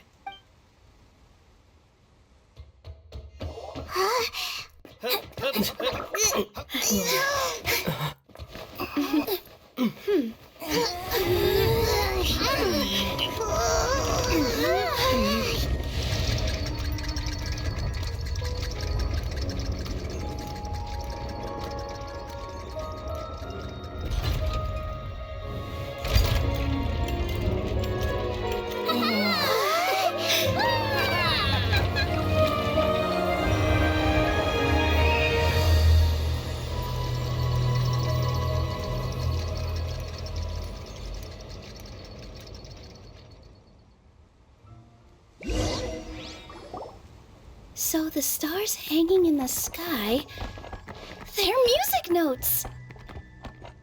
This entire metropole is a huge music box! That's incredible! How do you feel? A little scared and uncertain. But for some reason, I feel a lot more at ease. It's as if some kind of huge weight has been lifted from my shoulders. Figured out any next steps? To be honest, not really. But maybe I can start by having a heart-to-heart with that stubborn friend of mine. I have an idea. If you don't know what to do, why don't you start by helping the people around you? You mean the people who got stuck because of the goddess's magic? I mean anyone and everyone who needs your help. By helping others, you'll eventually find your own path. Trust me, I have experience in this. What kind of experience, Your Majesty? Yes. We'll need a formal organization with a catchy name before we go out and start helping people. Why don't we call it the Spina di Rosula? Spina di Rosula? Ooh, or even the Spina di Rosula di Simulonka. Yeah, that's catchy. Wow, big expansion for the Spina. Moving into other worlds now. Spina di Rosula. I like it. It's a great name. Let's do as Your Majesty suggests. Well then, how about I appoint you as the head of the Spina in Simulonka? While I'm off fighting the dragon with the other heroes, it'll be your responsibility to work with the guards and take good care of the people in the metropole. What? You're planning on fighting the dragon? But no, Your Majesty, you must reconsider! He's right. Your Majesty, you can't. How are you two on the same side all of a sudden? Perhaps Your Majesty is unaware of this. The great dragon suddenly broke out from the Titanium mines one day and tore the end of the world to pieces. after that, it spat out a strange fog that surrounded a whole island. No one knows what lies beyond the fog, and no one knows what has become of that poor island. Before your majesty arrived, we dispatched many soldiers to fight the dragon, but none came back alive. Yikes. Sounds worse than we thought. Isn't that all the more reason for us to go? There could still be guards trapped there, waiting for someone to rescue them. King Navia is right. We cannot simply stand by and watch as the people of this world suffer. Very well. Though I have not served by your side for very long, your majesty. 2 days is enough for me to have learned that once your mind is set, any attempts to change it are futile. You're a pretty good judge of character. He probably didn't mean that as a compliment. Since you're serious about this, I won't try and stop you. There's only one way to reach the end of the world, and that's by taking the Maritime Express. Oh, right! So there's a line going there too? Yes, it was originally built to serve the workers commuting to the Titanium mines, but it has been abandoned since the dragon attack. I'll tell the conductor to wait for you at the platform by the side gate to the Metropole first thing tomorrow morning. You're embarking on an extremely dangerous adventure. Please be careful, your majesty and friends. Oh, thank you for your concern. While I'm gone, I leave the Metropole in your capable hands. Yes, your majesty! Just call me boss from now on. That's what everyone in the Spina calls me, and it's what I'm used to.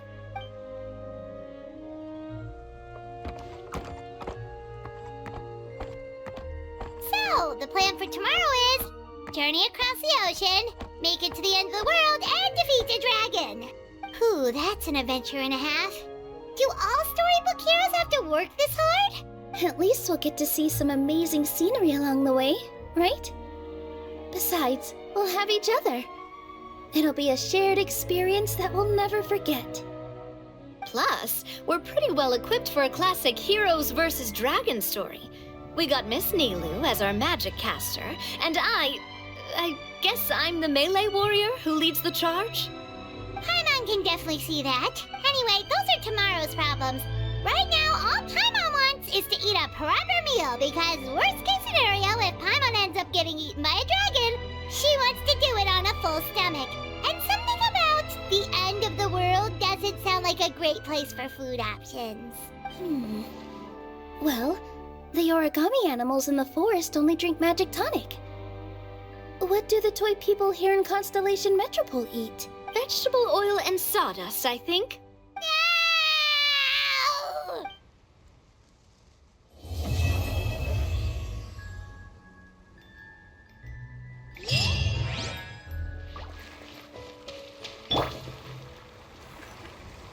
Carriage inspection, check.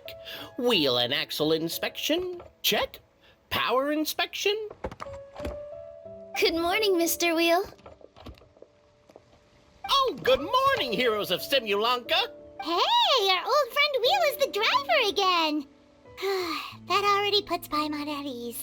Are you certain you don't want us to accompany you, your majesty? I am. You can leave the dragon slaying to us. My partner's a pro. He does it all the time. What remarkable friends Her Majesty has.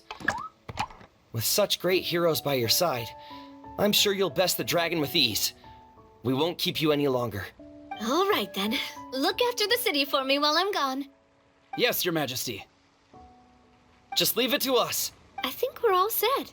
Time to depart. Next stop, the end of the world!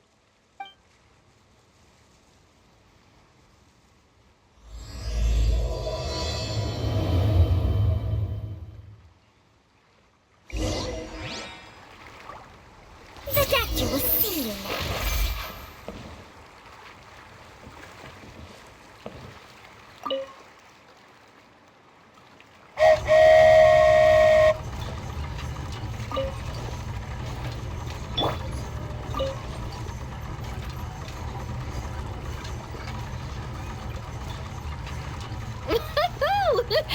So this is what it feels like to ride a toy train. Ooh, you're really easy to please, Navia.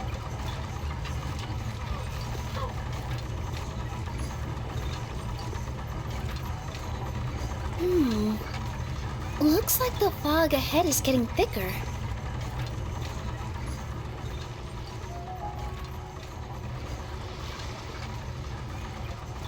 Attention, passengers. We've arrived at the transfer point. All change, please, all change. So we've got to switch trains, right? Huh? What's that? It looks like Haley Churls, they've taken over that platform! Huh? What do we do? Just find somewhere to hide, Mr. Wheel. We'll take care of them.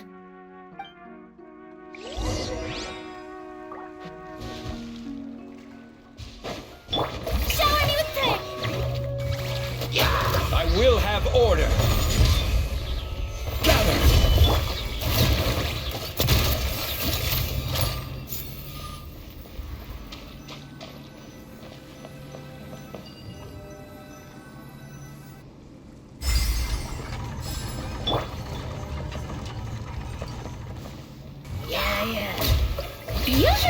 Mind the side effects.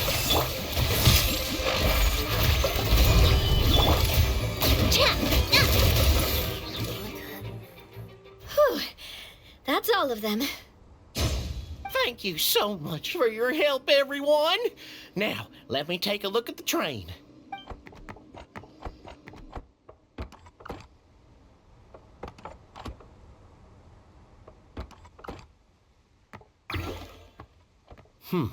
The carriage is a little scratched up, but there doesn't seem to be any real damage.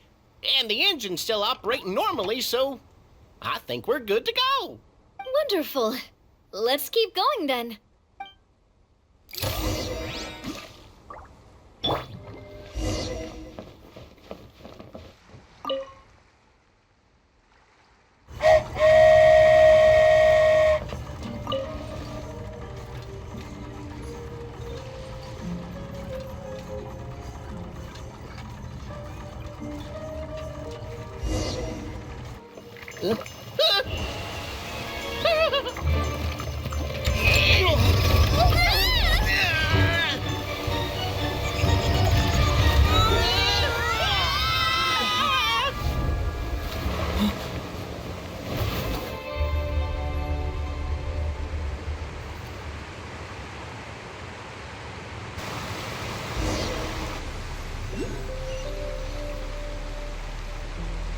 Go forth and witness this world, my. Make sure to be nice to everyone. I leave it to you.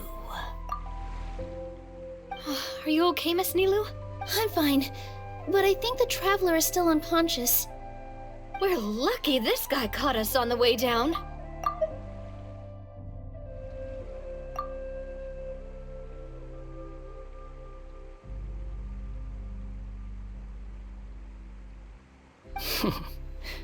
Passed out from a little fall, did ya? How fragile.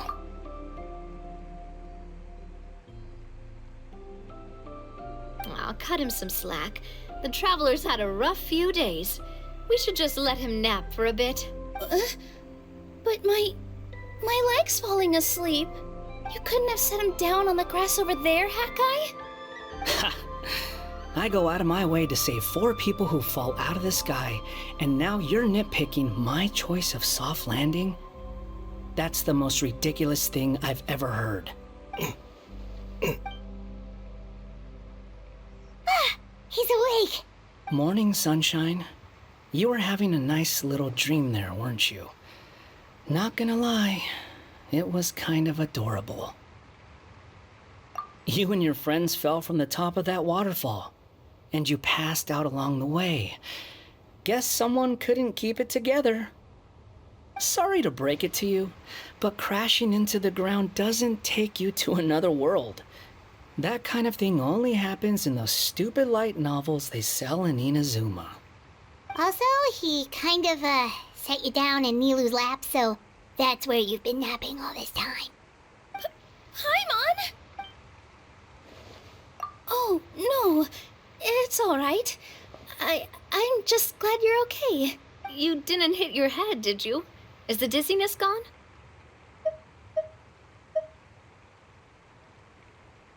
Really? What did they say? The fog you see around here can have a hallucinatory effect. Apparently, it's the work of that dragon. Maybe you inhaled some while you were freaking out on your way down. Traveler, Nilu, do you know this hat guy person? Oh yeah, he's a student at the academia. We met during the last Interdarshan Championship. He was representing the Vahumana Darshan. Well then, hello there, friend. I'm Navia, the president of Spina di Rosula. It's very nice to meet you. So, should I just call you Hat Guy as well? Seems like that's what everyone's calling you. Sure. Whatever. Wait, Hat Guy. What's that sword around your waist? An unwelcome encumbrance, that's what. I've had it ever since I woke up here. Tried to toss it, but no matter what I do, it always reappears. Such a pain. Anyway, if any of you want the hero sword, you can have it. Wait, it's called what? The hero's sword. Meant to be wielded by the hero. I know. Me of all people, right? The irony. What? You're the hero of this world? Will you calm down? It's just a dumb title. Oh, it's just that this entire time, we thought we were the heroes of the prophecy. Well, if it means that much to you, you're welcome to claim the title. You'd be doing me a favor. That's not the point! The real question is, if you're the hero, then where the heck have you been all this time? Looking for a way out. I heard there's a boat in this area that can bring you to another world. So I came to investigate. But look at the state of things around here. The lighthouse collapsed. The boat won't budge. I say we try to find a different way out. Huh. Paimon's guessing a voice told you what you were supposed to do here. That's what happened with Navia and Nilu, at least. You expect me to take orders from some disembodied voice? Hey, wait, where are you going? To find the so-called source of this world's misfortune. The dragon responsible for this whole mess. Wait, we came here to fight the dragon as well. Why don't we go together? Grab that dragon scale over there before you leave. It'll come in handy later. A dragon scale? Where? How did you know about it? What's it for? And... Have you ever considered keeping your questions to yourself? Because if you actually expect me to answer them all, we'll be here until the next Interdarshan Championship. You little... Paimon thought you might have learned some manners by now, but clearly not! The more valuable for it.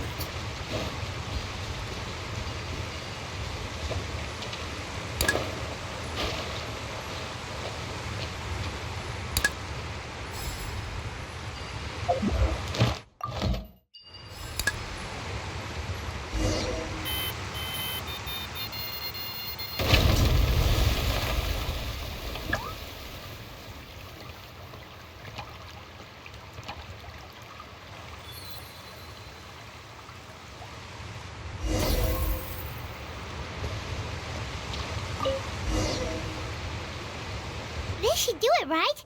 Wow, this scale is amazing! It turns everything it touches into something hard, almost like a toy block! It doesn't seem to work on us, though. It spews out poison and transmutes everything it touches. Huh. No wonder they call it the evil dragon. Your Majesty, Madam Very Brave Hero! What are you looking at me for? He's obviously talking to you. Mr. Wheel! You didn't get hurt when we fell, did you? Oh, not at all. Thankfully, the young man in the hat was kind enough to lend me a hand. There seems to be a village over here. Some of the residents used to work in the titanium mines, and some came to fight the dragon, then got stuck here. I see. I'm glad they're all safe and sound. I can try to use my magic to fold a boat to bring everyone back. Oh, I'll help too. Still, I think we need to take care of the dragon first. We don't want it to start causing trouble when we're trying to load people onto the ship. Apparently, the villagers often see the dragon fly into a space behind the waterfall. They think that's the location of its lair. Then we should look around and try to find a way in. I'll wait here for your triumphant return. Your Majesty, brave heroes, please be careful.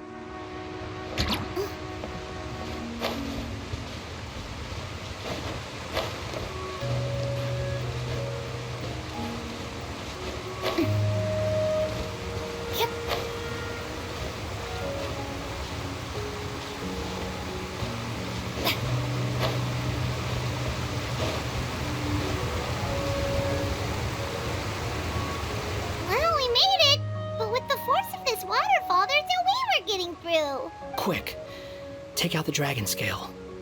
Wait, but... No. Paimon doesn't need to ask you anything. The dragon scale can turn anything it touches into toy blocks, so...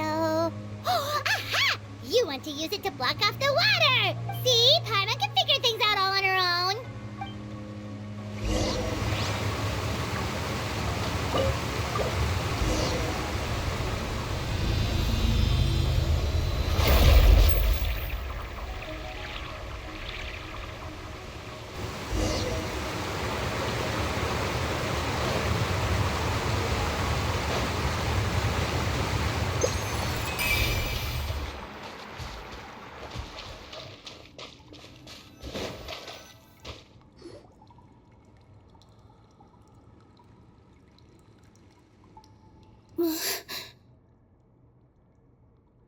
What's wrong, Milu? Oh, nothing. It's just... I sensed a very powerful magical signature just now. Huh. Guess this is the dragon's lair after all. Huh? When did you put your hat on? Well, we're getting ready to fight, aren't we? I feel more comfortable in my regular outfit. Hat Guy also put away that sword around his waist. Should have never had to use this thing to begin with. Do you need to do anything to prepare, Traveler? Paimon's getting kind of nervous seeing everyone else serious like this. Of course. We should be fully prepared before going in.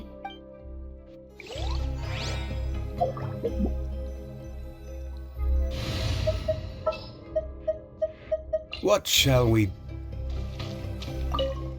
Well...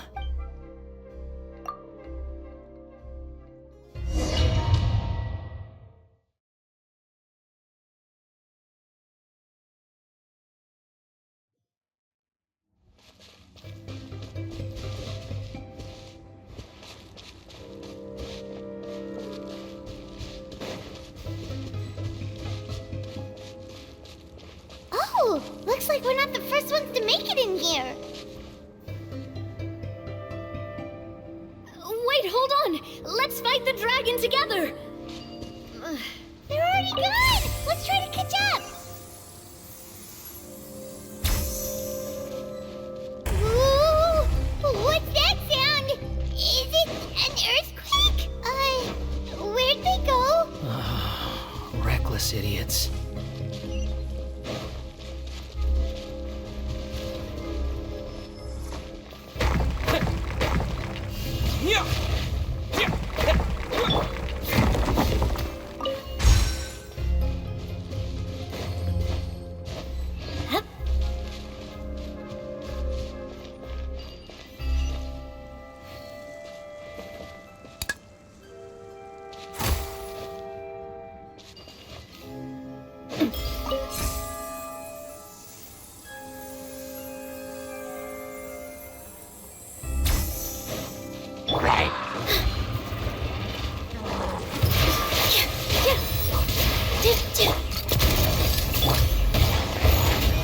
The wind rises.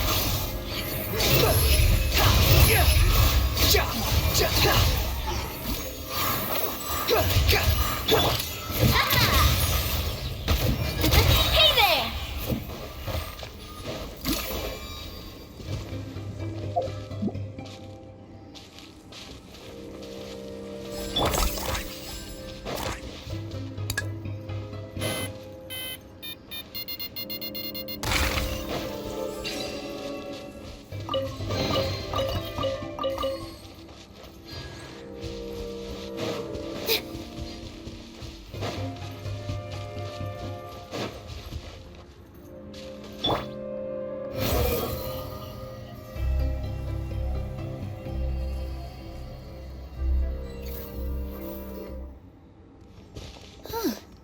This space is completely empty. Paimon bets this is where the dragon sleeps. Watch out in front. It's coming.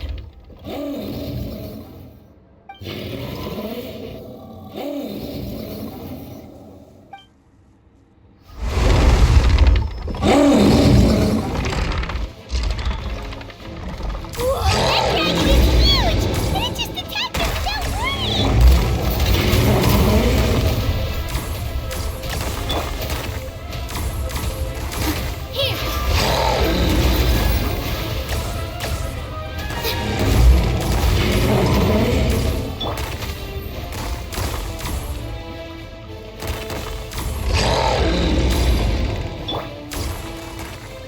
Squall Fury.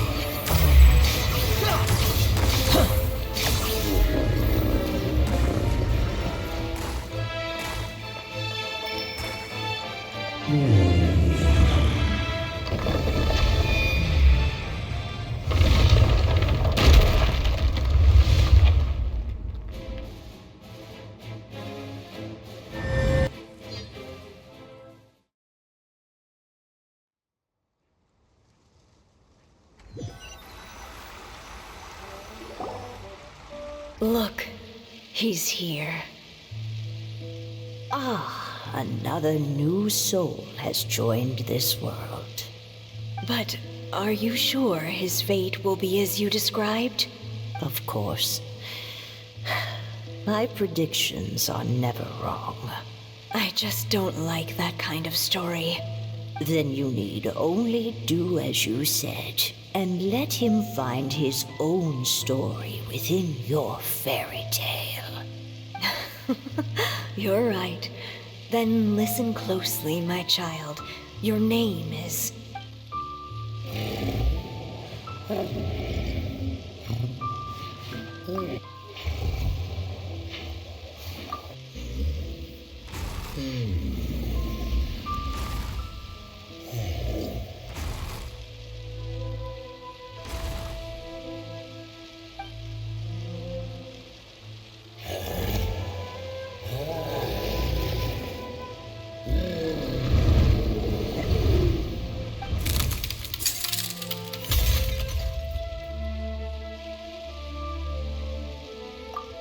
It's the dragon! The dragon that destroyed the Titanium mines!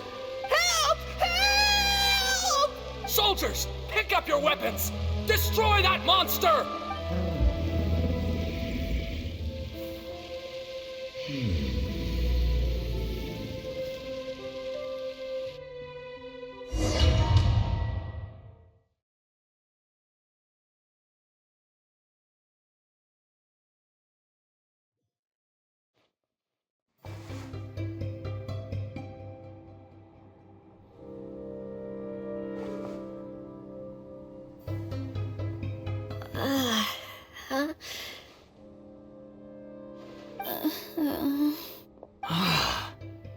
how many times am I going to have to save you? Thank you, Hat Guy. Paimon still feels dizzy. Hey, did any of you also see something strange? It was like we were witnessing... The dragon's memories. Sounds like we all saw the same thing just now. Well, we definitely saw a different side to the story. Watching it all unfold, Paimon couldn't help but feel bad for the dragon. This world might be a lot more complicated than we thought. The next time we encounter the dragon, how about we try talking to him instead of fighting? That sounds like a good plan. But maybe we should figure out where we ended up first? Huh. If the world above is a fairy tale realm, then maybe we've fallen into the next page of the book. Just keep walking and don't fall behind. Hey, wait for us!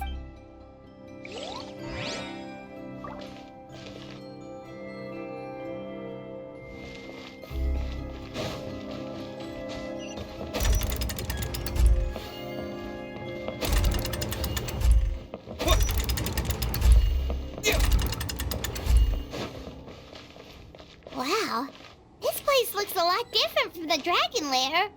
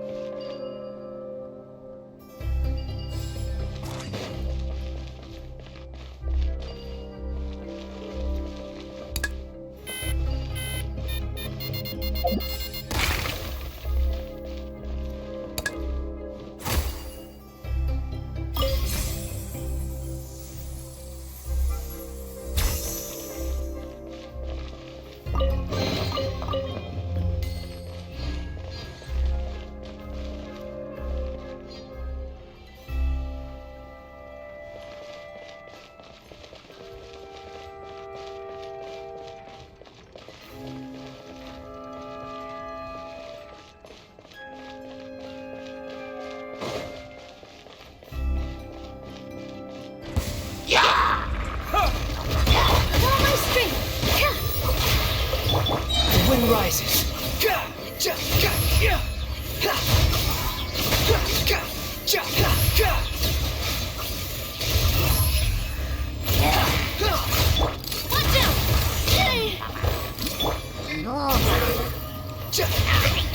Unsightly insects. Positions.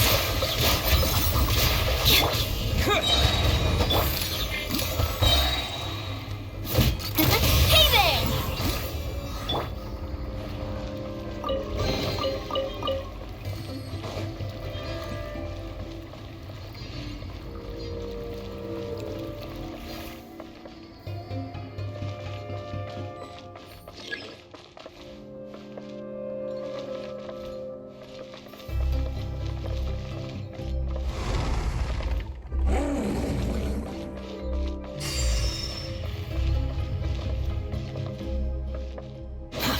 Too slow.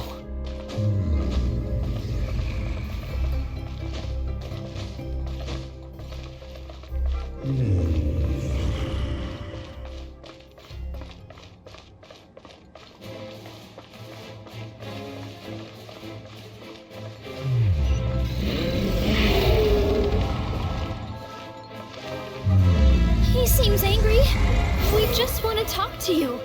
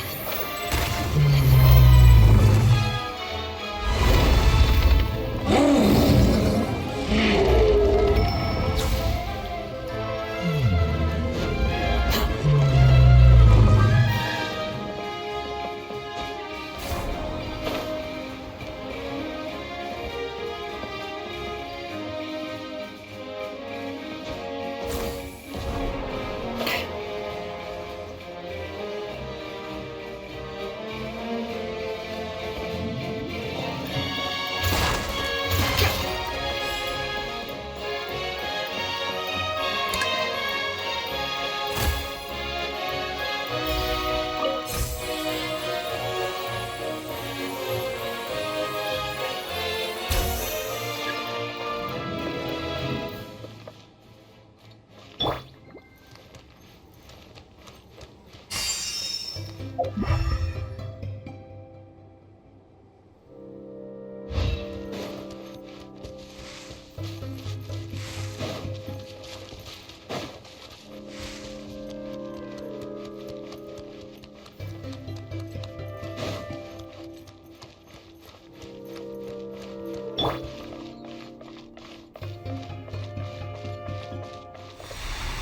home! It was destroyed by that evil dragon! The stars! It flew away with the Metropole stars! Oh no! We didn't get eaten by the dragon? The dragon just dropped us off here? That guy! You're getting too far away! He's just up ahead. Is he trying to lure us somewhere? Well, I'd say we were the ones who backed him into a corner. But we just want to ask him a few questions about his past. He's had year after year of people coming here to try to take his head. If you ask me, his reaction is perfectly normal. Maybe there's still something we can do to calm him down? I wouldn't count on it. Maybe his earlier attacks were just a warning. But now, he's actually getting serious. Prepare for a final battle. Sometimes, it takes a little force for someone to finally wake up.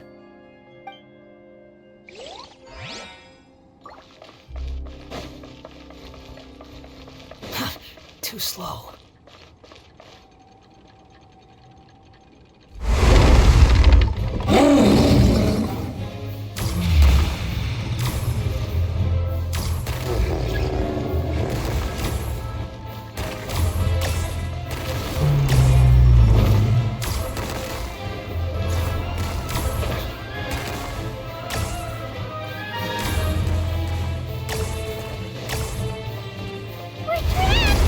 Stubborn beast.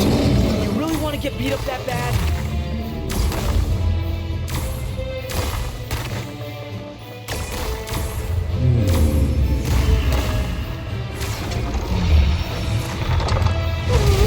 Its mouth is huge! Are we really gonna have to throw a bomb in its mouth?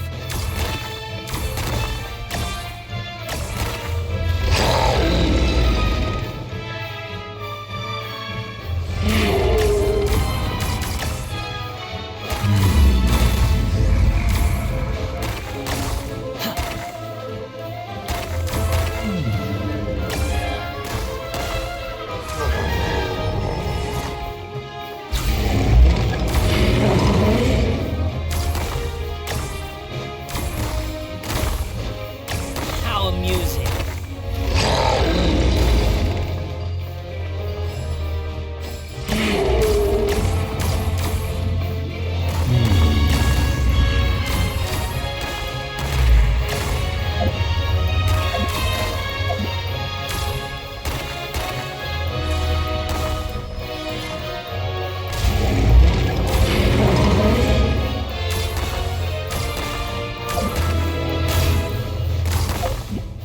You're dead.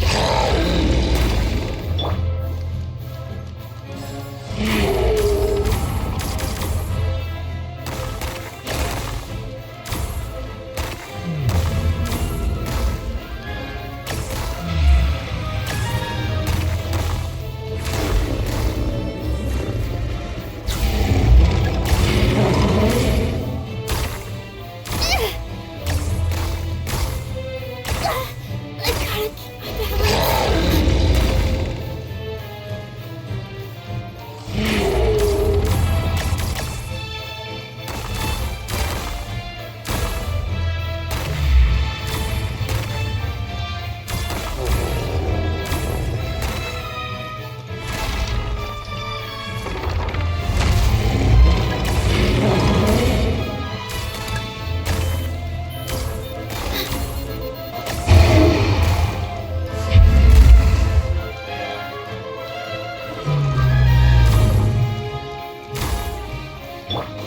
Watch out! If you fall, you're on your own this time.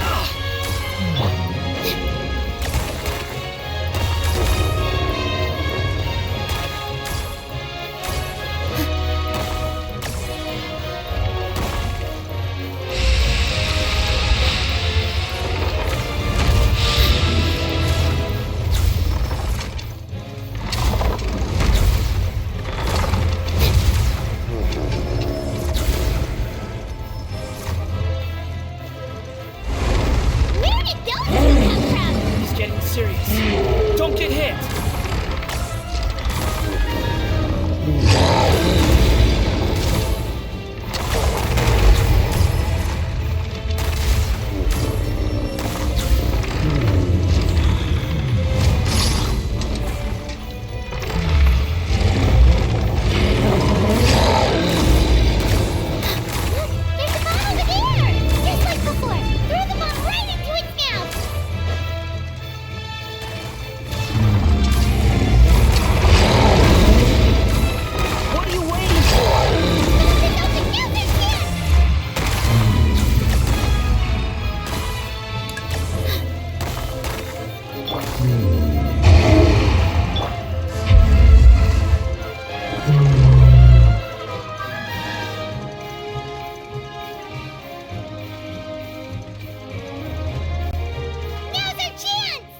Wait!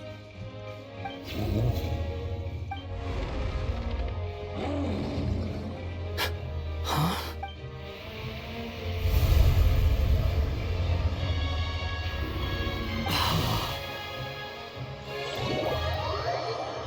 Are we inside the black mist? Are you sure you want to create this child, Em? Even after what I told you about his fate. He will be abandoned by his creator, and eventually... I know, Bee. You've told me already. That sad story with the disappointing ending. It's what happened in the real world, isn't it? But that's exactly why I want to change things. In a different world, his story can have a happier ending. That child, his heart is so full of love. I understand, Anya. But know that if you give him that name, his fate in Simulanka is destined to parallel that of his real-world namesake. But there's still a chance, right? Maybe it's a shot in the dark, but I have to try. He deserves a better life. Although, he might need the help of others when the time comes. All right, my dear. The choice is yours. Since you're so persistent, let me tell you a secret. More boring fate talk.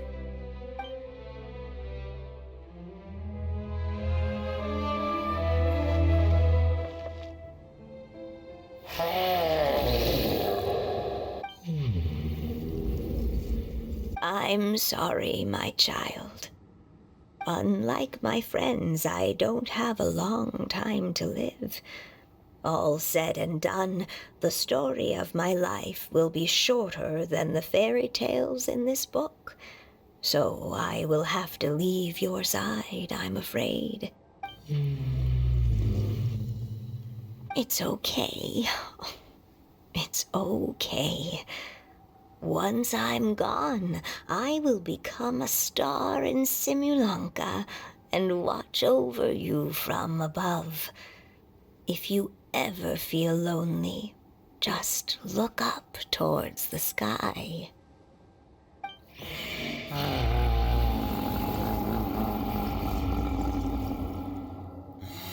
Go forth and witness this world, my child. Make sure to be nice to everyone. You'll meet good friends one day. I'm sure of it. That is my wish for your future. As for this world, I leave it to you.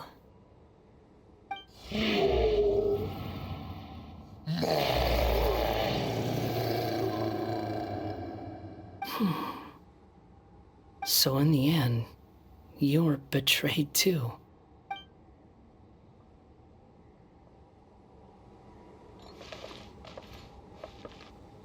Hey, Mr. Dragon! I brought you some food. You must be hungry.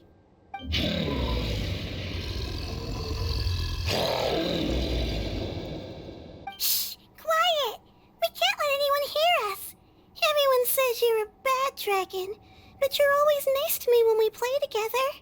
You always help me pick flowers way up high that I can't reach.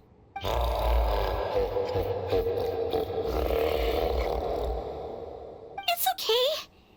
Just keep hiding here, and tomorrow I'll... Oh no, my child! Help! Somebody help me! Save my child! The dragon's trying to kidnap her!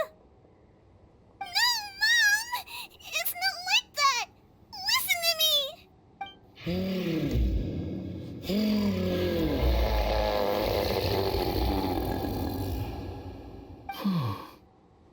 So you're hated by people too.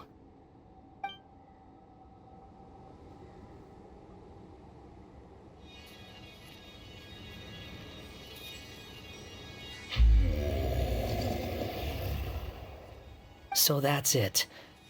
That's really your wish? To never have been born at all? That's not a fate you should wish for.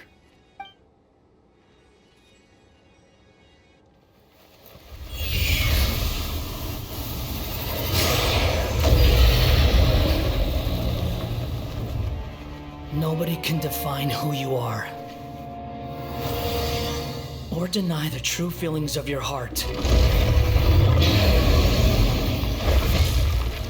Now remember your name. Durin.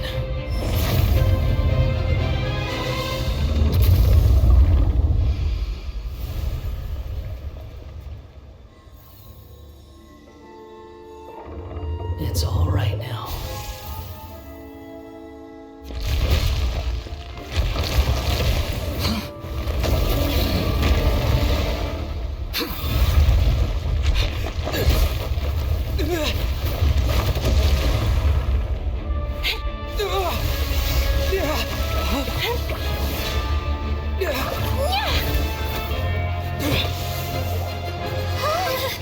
Watch out!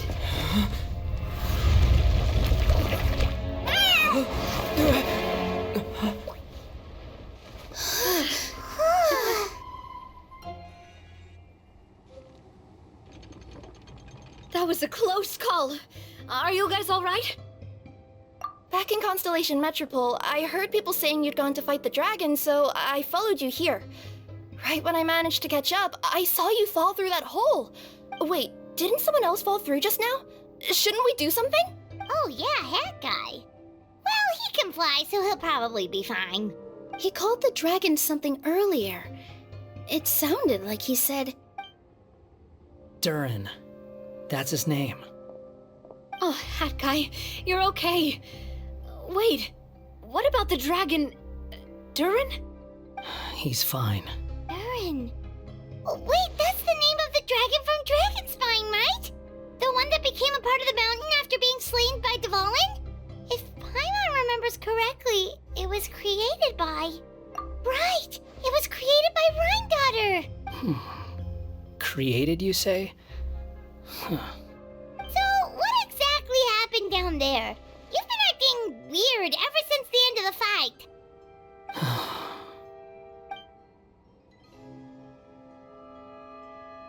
So that's the truth about Simulanka's evil dragon. What we saw in the mist weren't hallucinations, but the dragon's memories. Huh. I thought it was strange. The people around the Broken Sea are clearly stranded, but I never heard any stories about the dragon attacking the village. The people we met along the way are probably workers from the Toitania mines, or guards who came here to claim the dragon's head. Durin probably allowed them to live here because there was nowhere else for them to go. When I first came to this world, a voice spoke to me and said, "You are the hero of this world. Now go forth and save the dragon." Who is the person behind this voice anyway? And why did they bring us all here? Come with me. The answer to all this can be found below.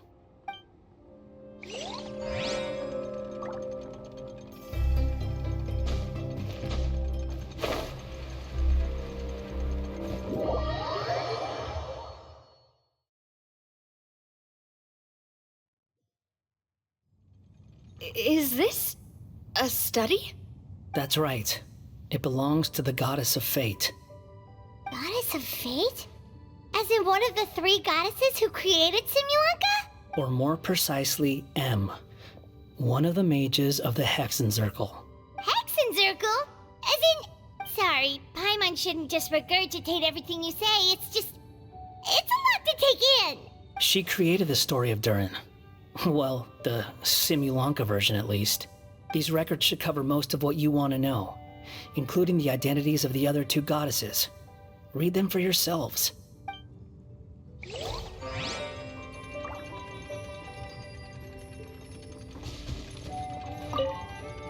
By all rights, I should have been A, since A is the first and last letter of my name. But Alice overruled me on the basis of seniority and said I should be M instead because of my middle name. She really knows how to push my buttons. Still, her magic never fails to amaze me. I still can't believe she got one of my origami frogs to start talking. Why don't I write a story with origami animals as the main characters? Let's see. Once upon a time, in a magical forest, there lived a group of animals made of paper. Barbie loves looking into the future, so she used her powers to map out the fates of all living things in Simulanka. But knowing the ending in advance takes all the fun out of the story. I think I'll make a bet with her. I believe that one day the people of Simulanka will decide to carve their own destiny. Apparently, she wants to build a statue of herself in the capital city. Always looking to add some pizzazz.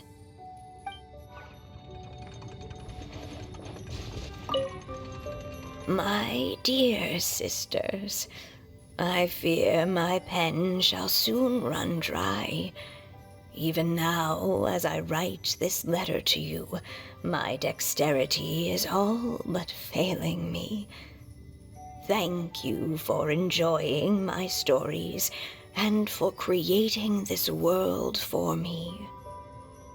The time we spent together was the most wonderful youth I could have asked for.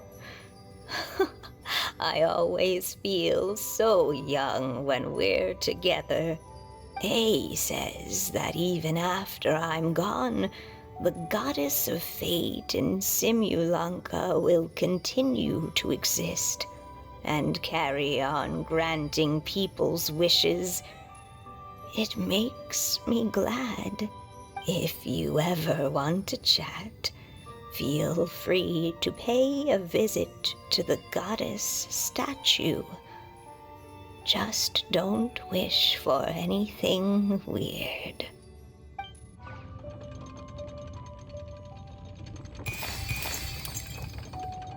It's Simulanka Durin.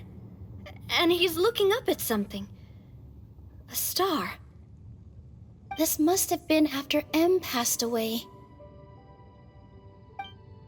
This looks like a mine. Maybe the Toitania miners dug too deep? So deep that they dug right through to the world on the next page. Yeah. And now that you mention it, this miner's lamp looks really similar to the star on the previous page. The Forest of Blessings.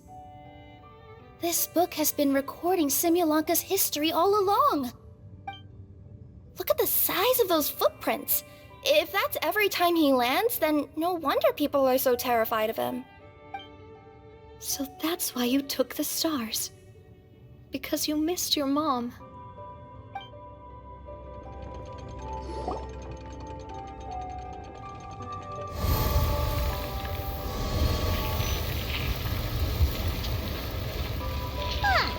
That statue looks different from the one in the Metropole. It's a different goddess. This one is the goddess of fate.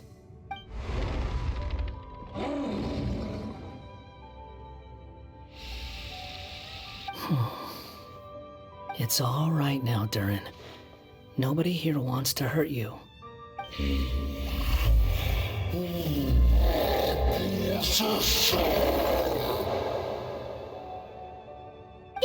that, Durin!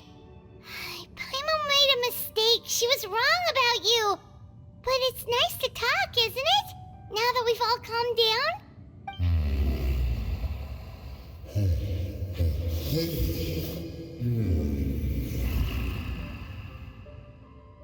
So that's why you made that wish? So stupid. Hey! Anyone with eyes can see that all you want to do is get along with everyone.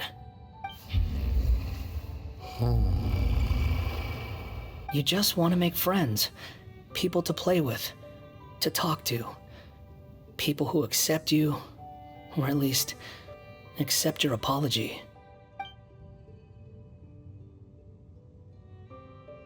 Oh, you've never hurt anyone. Heck, the idea never even crossed your mind.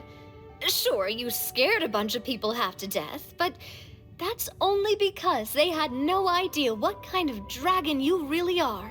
Yeah. If you had a heart-to-heart with them, I'm sure they'd come to understand you and see your point of view.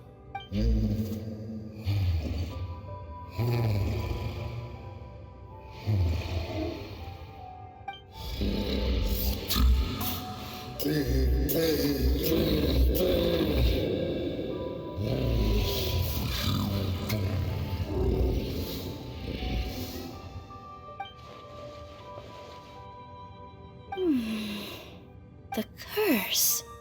Huh? Milu? Is it your true wish to live side by side with the people of Simulanka?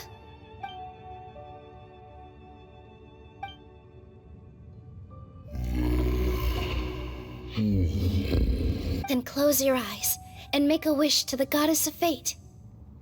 We will help make your wish come true. Just trust me.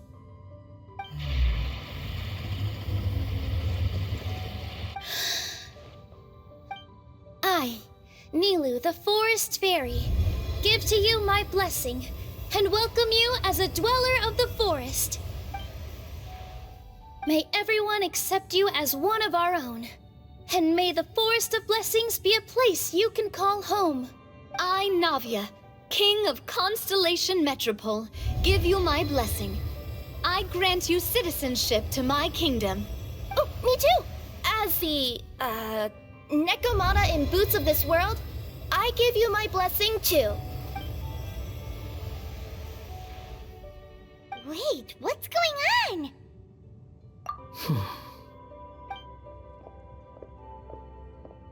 I, the hero of this world, give you my blessing. I recognize you as a resident of Simulanka. May you find acceptance in this world. Also, speaking as someone who'd like to be your friend, I wish you all the best for the future.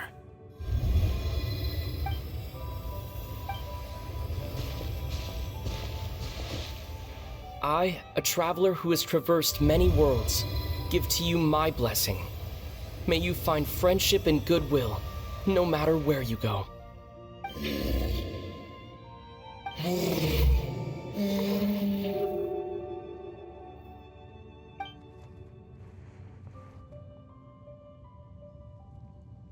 As for this world, I leave it to you. Huh? What? Why are you all staring at me?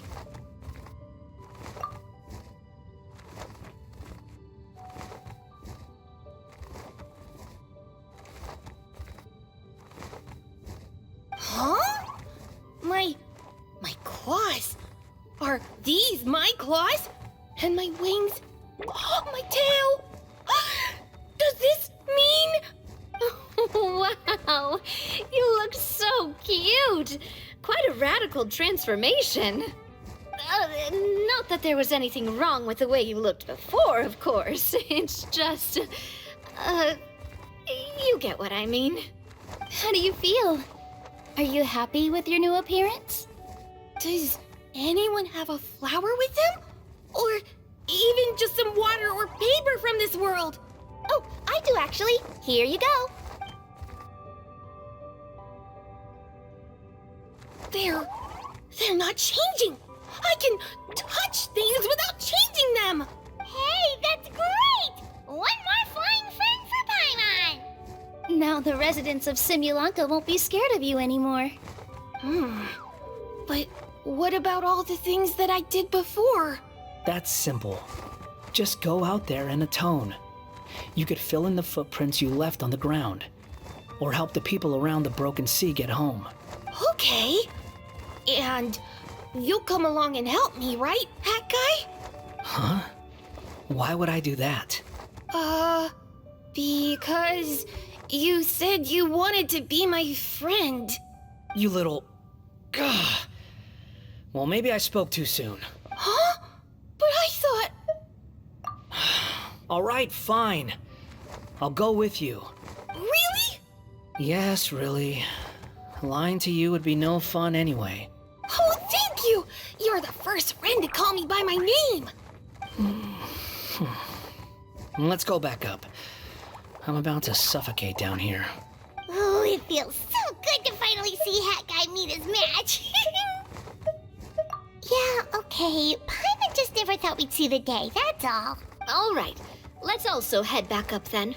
Don't be scared, Durin. We'll be right by your side. Thank you for your blessings, everyone! Oh, this is the happiest day I've had in a really long time!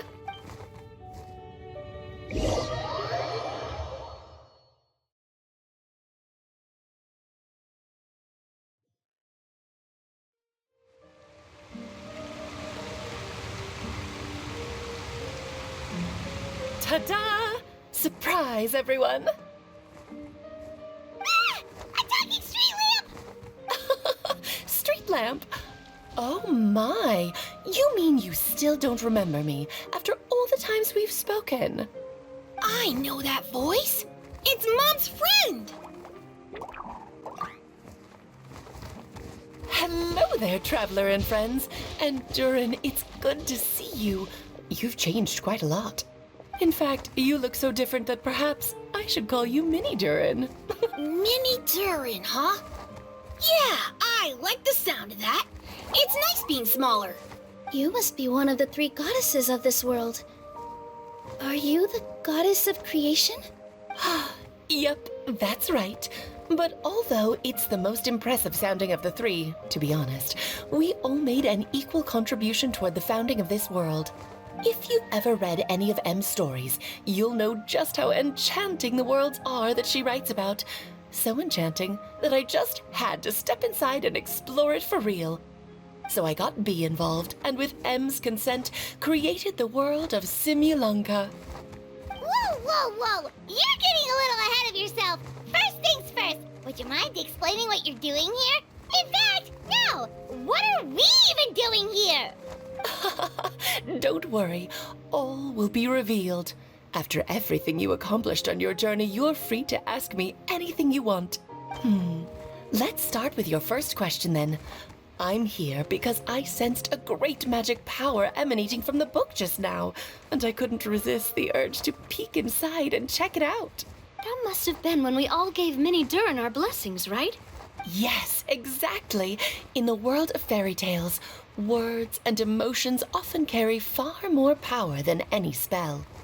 It's all thanks to your magic that Mini Durin was able to take this form. Come say hi to me, little one. Oh, look at you. You're as cute as a button.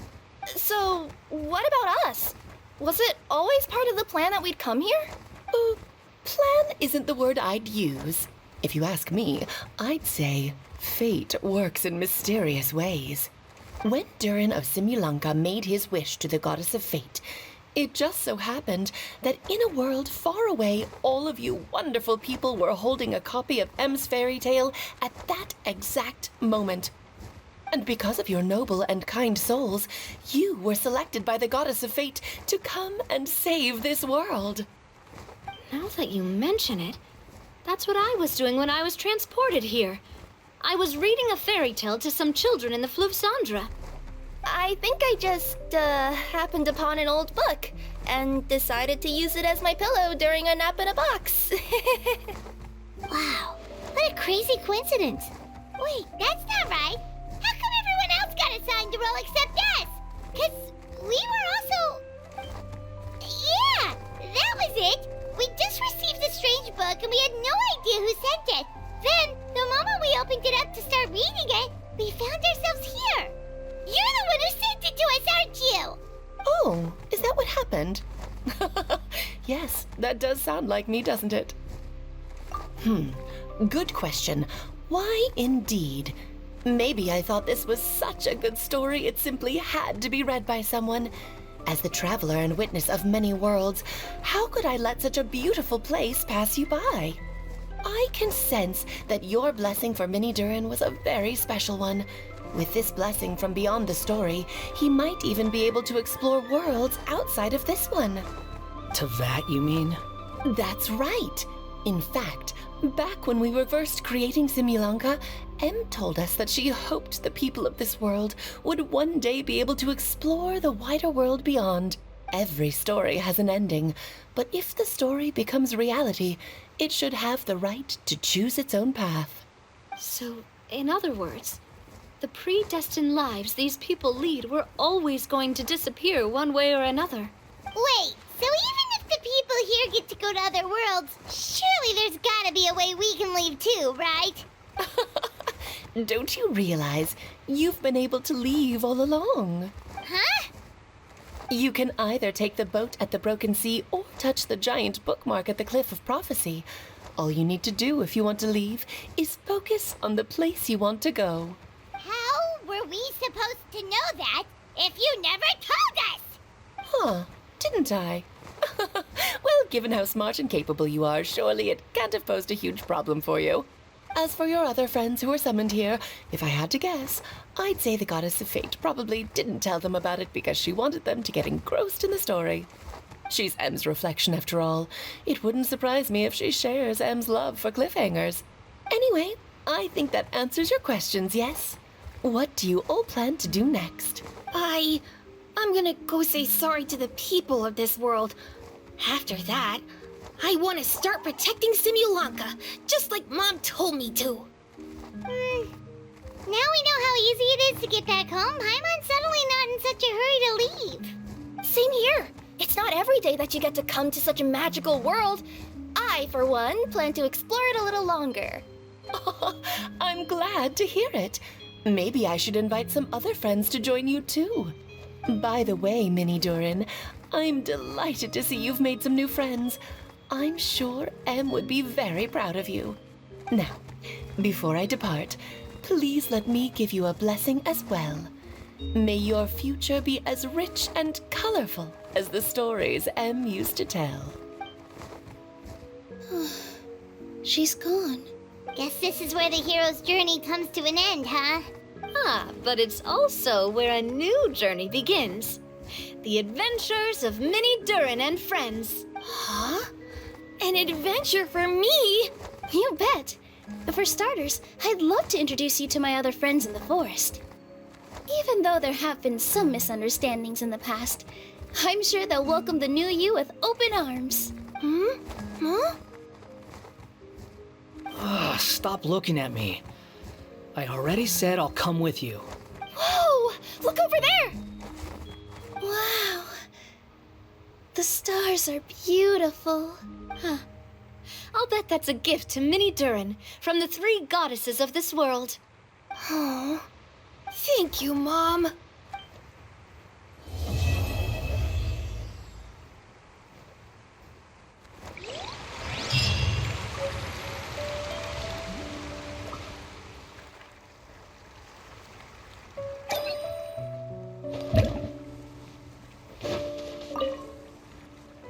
So, are you all set?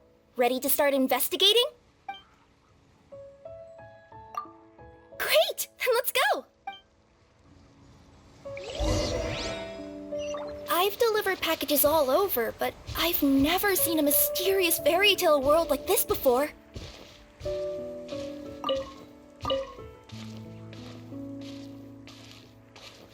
Looks Looks like nobody has gotten around to repairing this house yet. Ugh, even I wouldn't dare to sleep in there. It might suddenly collapse in on you.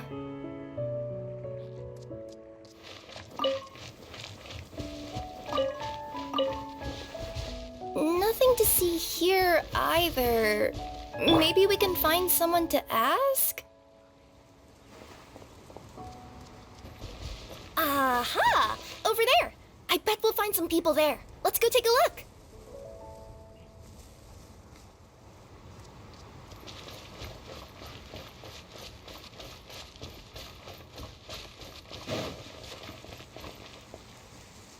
Uh-huh. I was sure there'd be people here. There once was a goddess who ruled over fate. Before she died, she left 3 riddles for the kingdom she had created. What? Who said that? Long story short, on this day, a sentient feline, an outlander, and a diminutive pixie arrived on the scene. They saw a narrow path off to the side. Okay, but which side? Yeah, if you gave ambiguous instructions like that to a Komania Express courier, they'd give you the parcel right back and tell you to write the delivery address more clearly.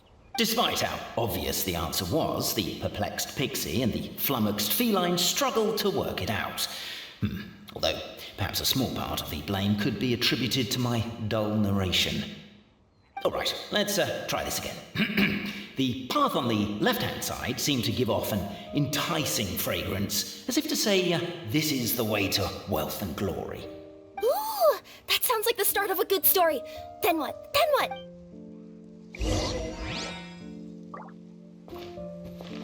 At the end of the path, the motley crew would soon spot a secret stone room. A prophecy had once foretold of a marquis who shall one day venture inside, and thus it is named the future marquis's abode to be. You like it? The future marquis's abode to be? Got a nice ring to it, doesn't it? That was a... Are you sure you don't want to hear the rest?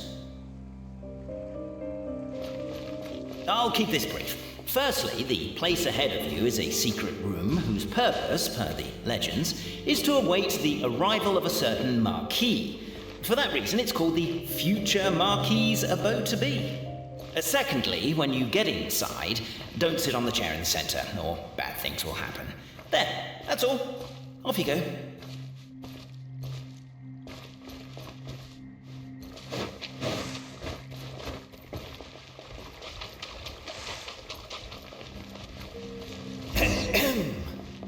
So many summers, winters, springs, and falls, and now at last a hero hither strides. This realm knows not what lies beyond its walls. Its secrets mystify the world outside. Wait, new voices. Who are they?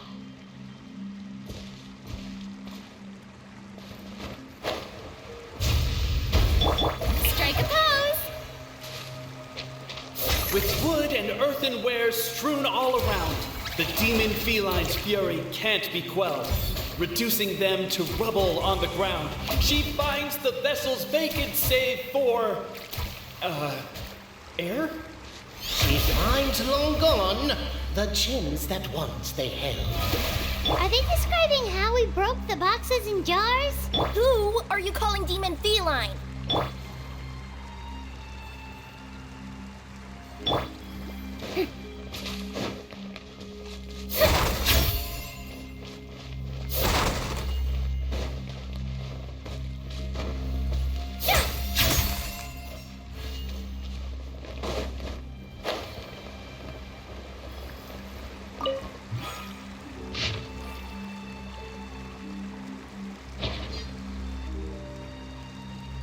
Captivated by the epic poetry and enthralled by the outstanding storytelling, the Outlanders knew what their next objective was.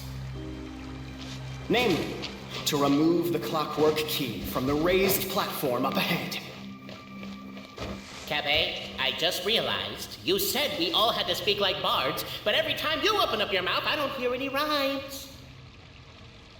Yeah, I noticed that too. It's one standard for us and another for you. That's not fair, Cape. Strong as stone, firm firm as steel. The Outlander pulls, but it does not yield. This has happened many times before, but this time is different. A thought enters the Outlander's mind. Attack! Attack! First weaken the structure, then seize the treasure.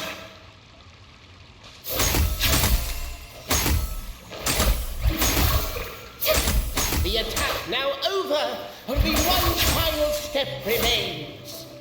Now it is the time to seize the key. But alas, as was the case for all those who had come before, the key still did not move an inch. Wait, what? They got it out? Yes! Finally! Come on, move your butts and your legs, assuming they're still in working order. It's showtime! No hard feelings about your lack of poetic contributions? Oh, let it go!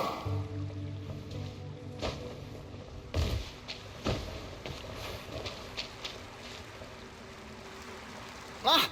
Welcome, esteemed and noble Outlander. Allow us to introduce ourselves. We represent the 3 great clans of this realm, having been selected as its authorized historical supervisors. Our purpose being to await the arrival of one such as yourselves who shall remove the clockwork key. My name is... You're Cape, he's Albizzi, and that's Bobarano, right? You've done so much talking that we can already tell you apart by your voices. Aren't we missing someone, though? The guy who led us here to begin with? Who? And thus was born the long-awaited Fellowship, destined to uncover the truth of the past. Allow me to quote, if I may, in the history of Constellation Metropole, a new page has begun. Him. Well, there's no fourth person, so which of you is the ventriloquist? Come on, out with it. We've never heard that voice before, but he sounds like he'd be good at reading bedtime stories to children. Well, whoever it is, I don't know and I don't care. Forget about him. We have far more important things to focus on, like where our journey goes from here. That key you hold is the pivot point about which the past and present of the Metropole revolve.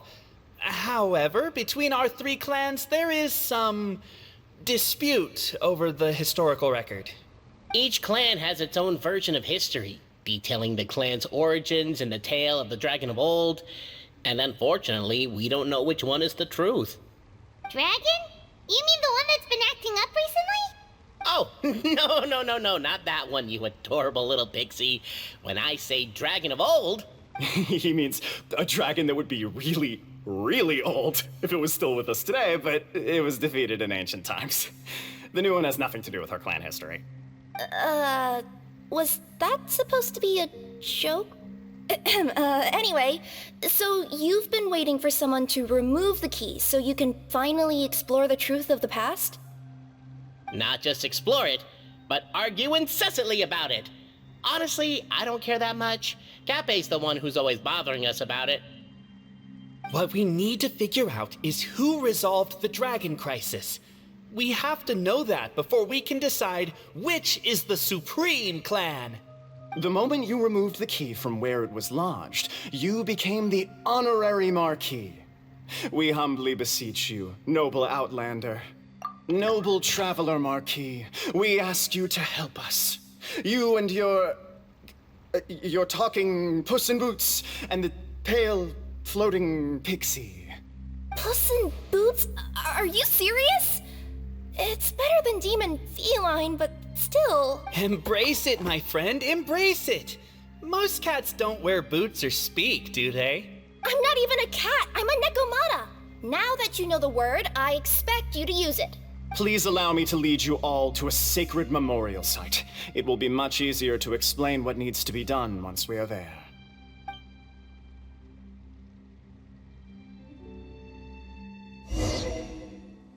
This place is sacred to my clan. It's where our brave forefathers once took up arms against the dragon of old. After a bitter battle that dragged on for many days and nights, finally, our forefathers fought the dragon into submission, and it fled. They took turns, though. Some forefathers worked the day shift, while others worked the night shift. So they say. It's just a legend, though. Wait a second. Did I just hear you admit that your clan's history is just a legend? History, legend, who cares? My clan was definitely courageous, that's the point. That's the truth. And isn't the truth what we've all been arguing about non-stop for all these years? Capet's words gave the traveler food for thought. Could it be that the truth in a fictional world is equivalent to fiction in the real world? But that would have to wait. Apparently, Capet was not alone in his pilgrimage to this sacred site. Unwanted company had arrived. The traveler and the talking cat, Nekomata, decided to teach them some manners. May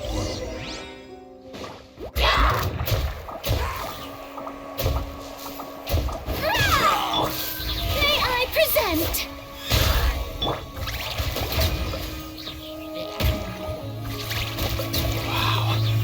A true display of heroism and valor.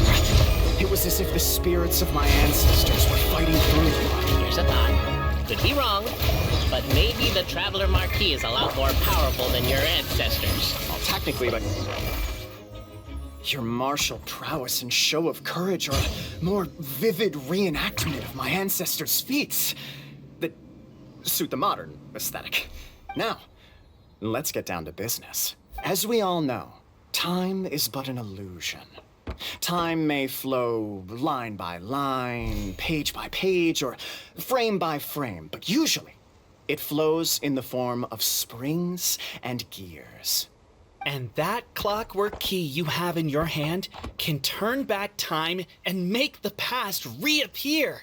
Well, actually, my view is that the illusion of time is more of a problem of consciousness. Gears power the body, while the body is the vessel of the conscious mind.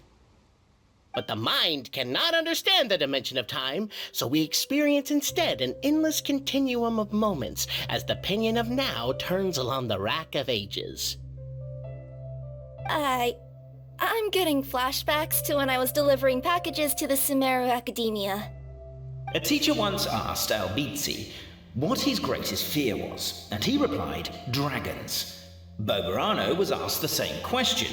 He replied, time, and repeated the argument we just heard. The teacher then turned to Capet and posed the same question. He replied, Boberano. The manuscript that tells the truth of the historical record, the blueprint to all of creation, the work of the great mage themselves.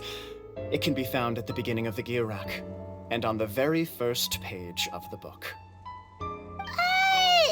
Paimon didn't follow all that, but basically, you're just saying that we need to put the key in and turn it all the way back? Exactly. It is said that in the beginning, the goddess of creation took the goddess of fate's manuscript as a blueprint, placed it under the goddess of prophecy's starry realm, and generated the world from a few magic arrays. So in a few moments, when the great clockwork key turns the local time here back to the very beginning, we will restore the magic arrays back to their original configurations. Hold on, isn't stealing part of the blueprint of creation a little dangerous? Also, how are we supposed to know the original configurations of the magic arrays? Well, the general shapes of the configurations have been passed down over the ages. They now form the family crests of each of our clans. So you'll just need to reference my family crest and join the dots accordingly.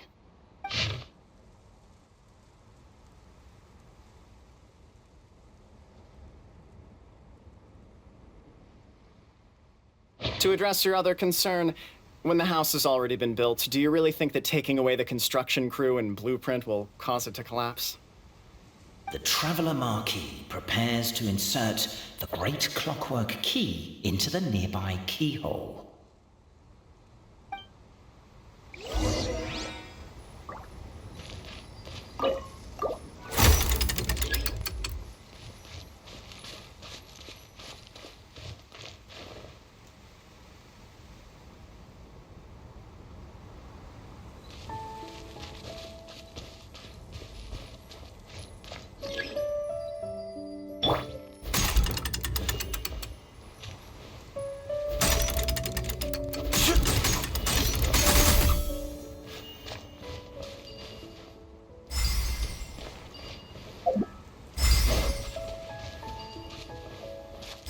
I guess we should start here?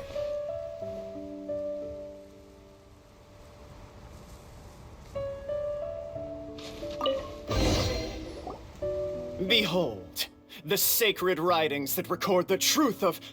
No, wait. That have shaped the truth of history. Gather round and let us bear witness.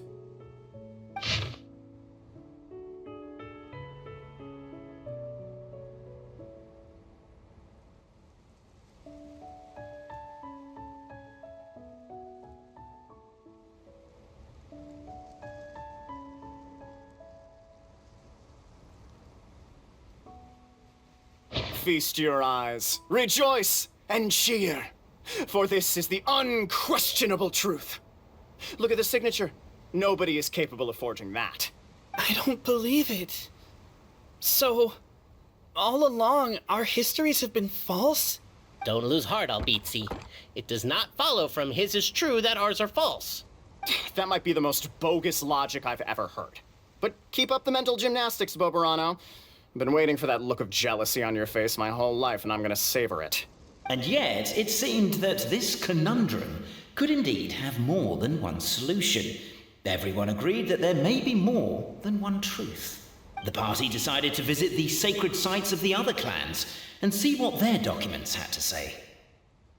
Isn't a narrator supposed to remain detached and objective? It feels like you're forcing a narrative agenda on us here. Well, whatever. I'm in a good mood. Let's do it. The instructions say to repeat the process 3 times, and besides, I'm looking forward to watching you both be sorely disappointed. Let's do my clan next. I'll lead the way. We'll need the key again, right? Let me see if I can pull it out. Yoink!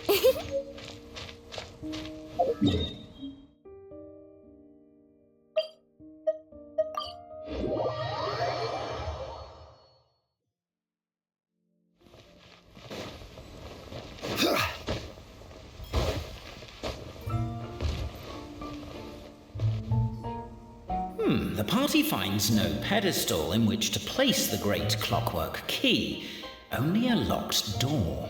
Where's your clan's pedestal? Let me guess, you hid it away in advance to save yourself the embarrassment of having it exposed as a fake? You done? Okay. Now, since my clan's main claim to fame is... Misinformation, half-truths, and fabrication. Ah, shut up, Cape. Shut up, Cape. I swear, if I wind up dead one day, the murderer was Boberano. Let those be my last words. My clan's claim to fame is that we outwitted the dragon of old and stole its treasure.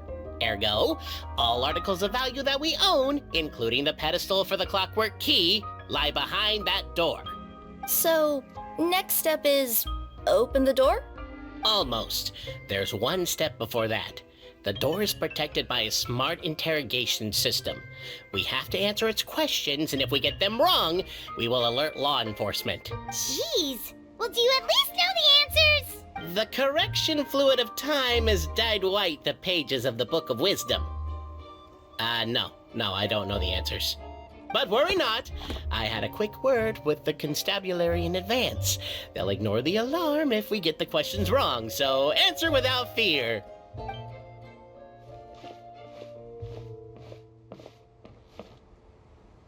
Question 1. Who is it?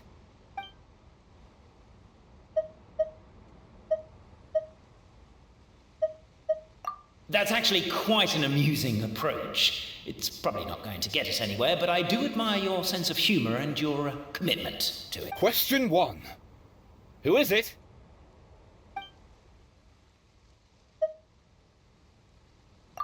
The great yokai, Nekomata in boots. And the trusty travel guide, Pixie! Travel guide! Trusty travel guide! Question 2. By which virtue did the ancients defeat the dragon?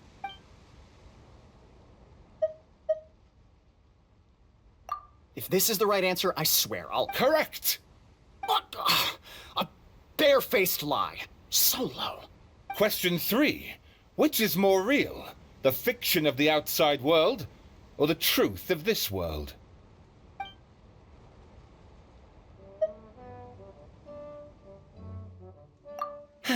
Please try to avoid being unnecessarily cruel in your response. Question 3.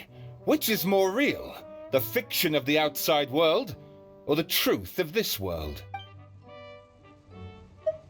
Hear, hear! Who can be sure that the outside world isn't just a dream? And that when the dreamer wakes up, they won't just find themselves inside a novel? There is no way to know, therefore both are equally real. All correct. You may have the key pedestal. Traveler Marquis, you know what must be done. Please insert the great clockwork key. Oh, and this is my family crest.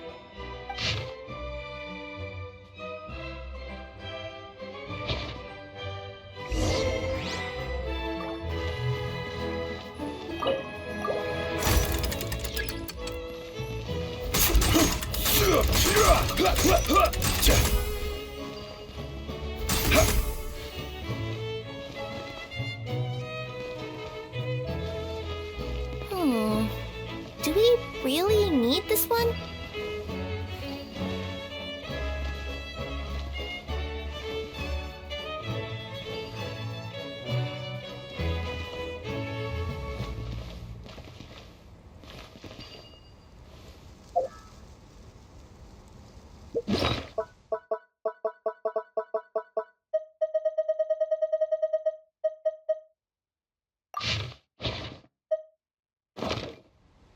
Osmanthus wine tastes the same as I...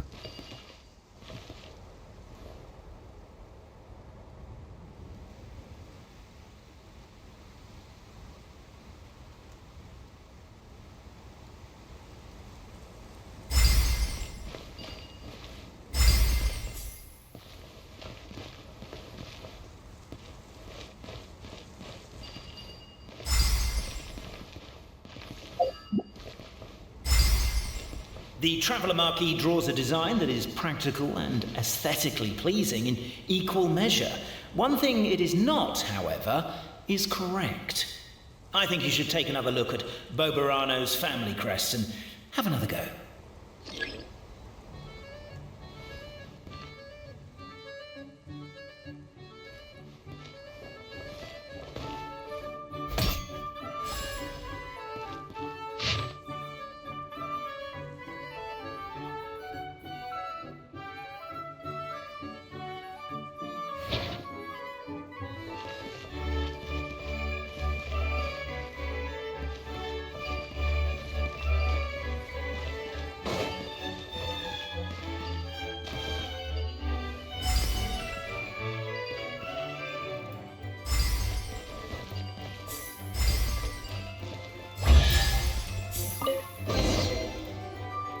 Now, let me see what elaborate fiction the Clan of Wisdom was able to conjure up.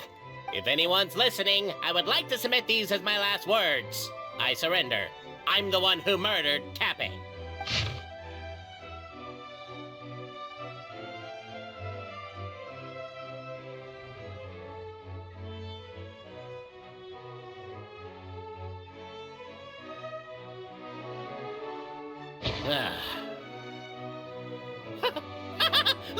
Look! My clan's history is true as well! There's that same unforgeable signature again, right here! What? Oh, does this mean that my clan is the only odd one out? Given that my clan's wisdom is such a subject of ridicule in your eyes, I will now appeal to my own personal intelligence, which I believe far surpasses that of my clan at large, and make a prediction. It seems likely that the claims made by each of our clans regarding their history and virtue are all true. Boberano? How can that be? Oh, I get what's going on. Once, when I was drinking with Gujiyai, she bet me a round of dried fish that I couldn't guess which cup the umeboshi was under. Whichever one I guessed, I was always wrong, and Gujiyai would lift a different cup to reveal the umeboshi. But then, I learned later from one of the shrine maidens, Miyuki, that all of the cups had an umeboshi under them. Just goes to show, I still got a long way to go before I become a great yokai. Oh, don't mind Fox Lady. That's just her way of teasing you. Actually, that reminds me. We can now open these 3 treasure chests. And unlike the guessing game you mentioned, this one's not a trick. Cool. Well, once you've plundered the last of Boberano's family wealth, we can go to my clan's place. Guess I'll take the clockwork key again then. Yoink! For it.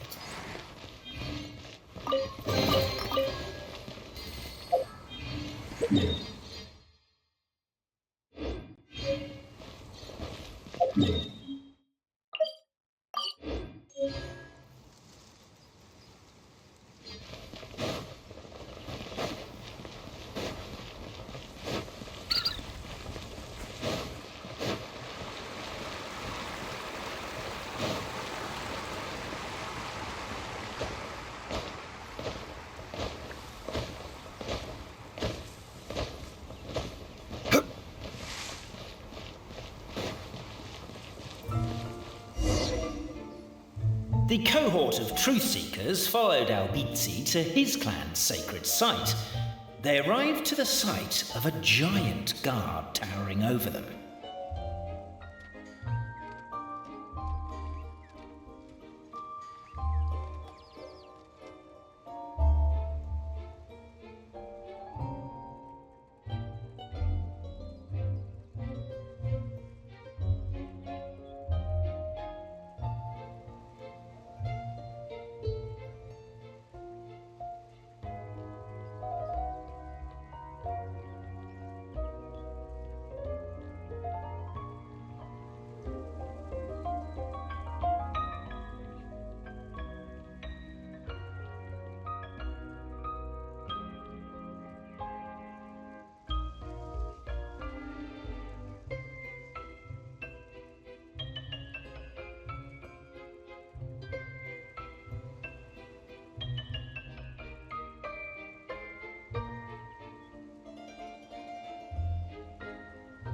Up ahead is my clan's gigantified guard.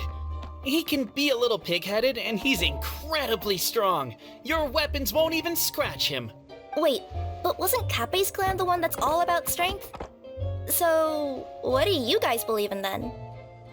Oh, the guard is one of Kappei's people. Size is a coveted trait in the clan of strength, after all.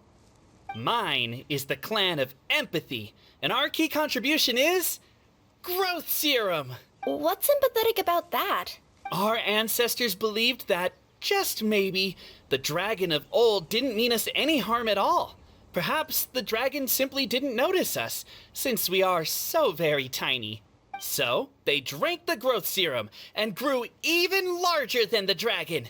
Then, they set the dragon down, calmly explained their perspective, and eventually taught it how to empathize. The serum isn't what it once was, though. Nowadays, it doesn't make you grow all that much, and it actually makes you lose your empathy. So, I advise we take a detour. Despite Albizzi's words of caution, somebody, no doubt, has other ideas. Surely we could avoid a conflict with the guard, they think to themselves, if we could just try to understand one another. You could, of course, just take the path to your left and go around. But some people are gluttons for punishment. It's all part of the experience, I suppose.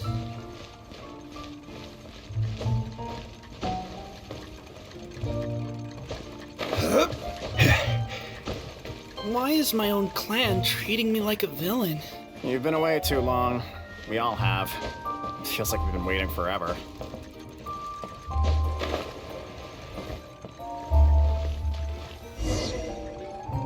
We should be getting close. Why is this place so full of junk? Are you the kind of people who never throw away the box when you buy something because you're worried you won't be able to return it without the original packaging? We'll never find the Oracle Pillars in all this mess. Never mind that. We have a more pressing issue. It seems there's a slight problem with my clan's family crest. The Marquis may need to utilize their wisdom to solve the issue. Wisdom too, huh? Well, you guys have a bit of everything, don't you? Except empathy.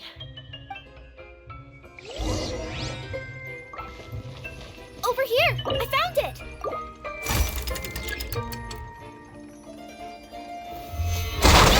Keep the noise down! We don't want to alert the guard.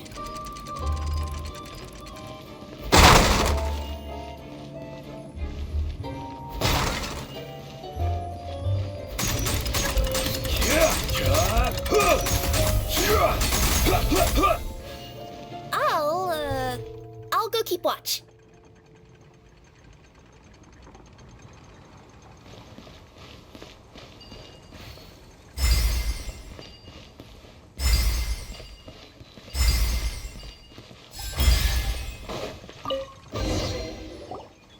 This is the last one.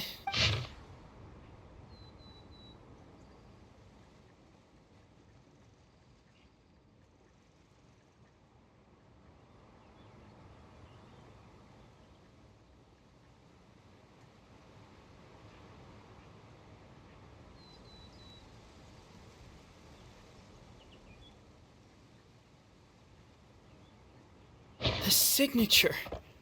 So it's true. Empathy is one of the founding virtues of Constellation Metropole, too. Just as we suspected, all three are the truth. Okay. Well, this is a lot to process. I feel a little empty inside. Yes, we found the truth, but there's too much truth. I get you. It's like in Inazuma, when there were only 6 books in the Mirage Warrior series, it was really popular. But by the time book number 88 came out, nobody wanted to read it. They'd all lost interest. A brief moment of joy is drowned out by a growing feeling of melancholy. But perhaps there is a glimmer of hope to be found too? Anyone?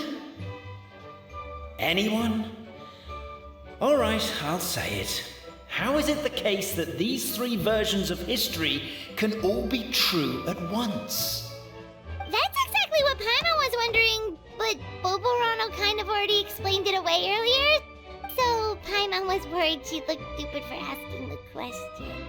It's not a stupid question at all, my dear little pixie. While I did postulate that different truths may coexist, there is an issue when it comes to these 3 truths in particular. The problem is, all 3 truths are the history of the exact same thing, namely the dragon and the Metropole's origins. Yet all 3 bear the signature, showing that they're genuine.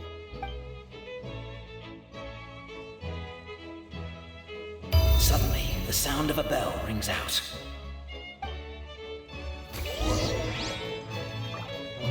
The bell! It rang once! What does that mean again?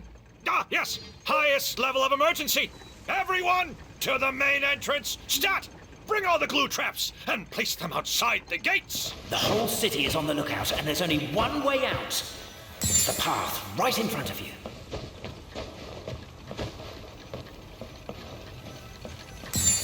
Why'd they ring the bell anyway? Also, why is 1 ring the highest level of emergency? Obvious. They're outside! After them!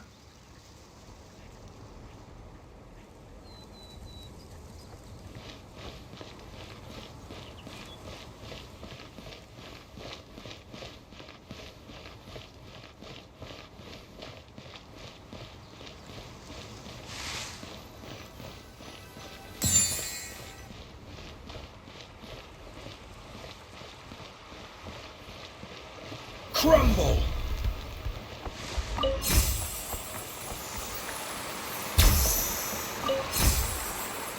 Any further and we'll be outside our jurisdiction! We made it out. Don't know if we'll still be needing this clockwork key, but I yoinked it out before we ran, just in case. Okay, but back to the truth problem. There are 3 conflicting versions of the truth, and somehow they're all still true. What is that supposed to mean? I don't know. I doubt anyone here in Simulanka can make sense of it. All we do know is that any manuscript bearing her signature has to be valid. Well, she is the goddess of fate, the creator of all this.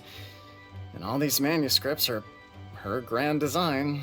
The reason we argued about who was right was that we didn't know enough about the truth of the past. But now we have the truth. So we just have to accept it. As surely as we will follow the clockwork path designed for us, so is this the course that history has taken. It is clear and incontrovertible. We will never argue again. Thank you all. Is that all there is to it?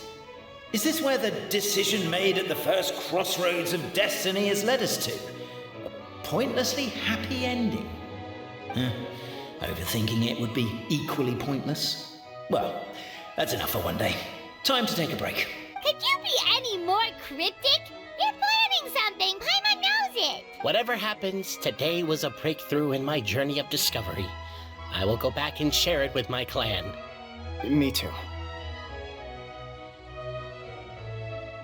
And me. Let's leave it there for today then. I'm sure we'll find out what else Mr. Narrator has planned for us tomorrow.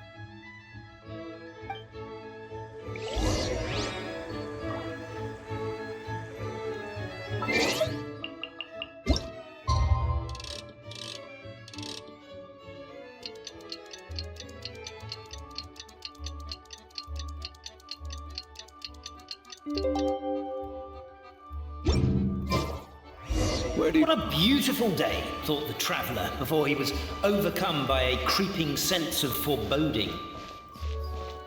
The voice in his head grew louder.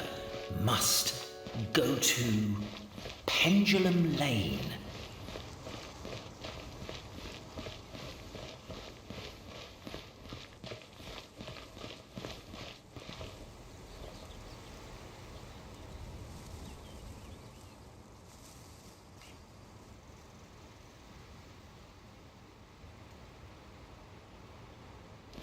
Pendulum Lane is just up ahead. Something must have happened here after all. Everyone's crowded around.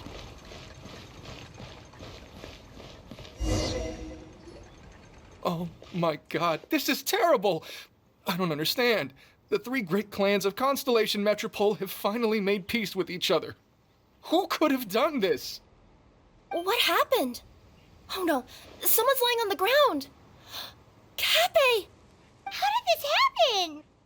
Cappe, you idiot! Wake up! You need to revise your last words or everyone's gonna start suspecting me! Last words? What did he say? If I wind up dead one day, the murderer was Boberano. Ugh, you could have at least pretended to not remember it. I'm sorry, Boberano, but this is an interrogation. I have to give the detective straight answers. Don't worry, Boberano. I don't consider you a suspect, nor do I have the authority to charge anyone with a crime. So, are you the last people to have had contact with him? My sincere condolences. You were travel companions, right? It's a real tragedy. I'm afraid he'll be out cold for another hour and a half, at least. Huh?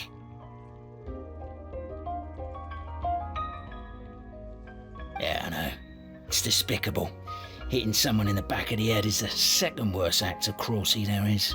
The first being replacing their gear oil with extra strong glue. So, Cappe's not dead? His gears, metal frame and shell are all still in excellent condition. It's just his energy supply that's been all messed up. Wait. But surely you can't be suggesting that just because Cappe isn't broken, there's no need to go looking for the culprit. No! There's a need! Huge need! Unfortunately, this is rapidly turning into a cold case. There's no evidence and no witnesses. Unless there's an official clockwork pedestal, the goddess of prophecy around here somewhere.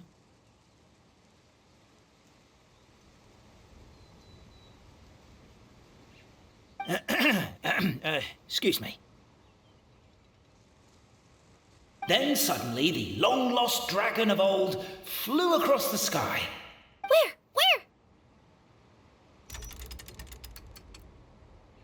I didn't see anything. Wait, why can't I move? My mistake. It was just a cloud. Or a bird. Or something. If only we could turn time backwards and replay the crime. Isn't that one of those, clockwork socket things right behind you? So it is.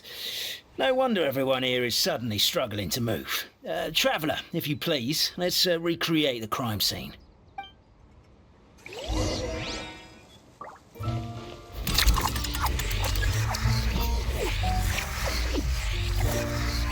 The crime scene's too chaotic. I can't make heads or tails of it.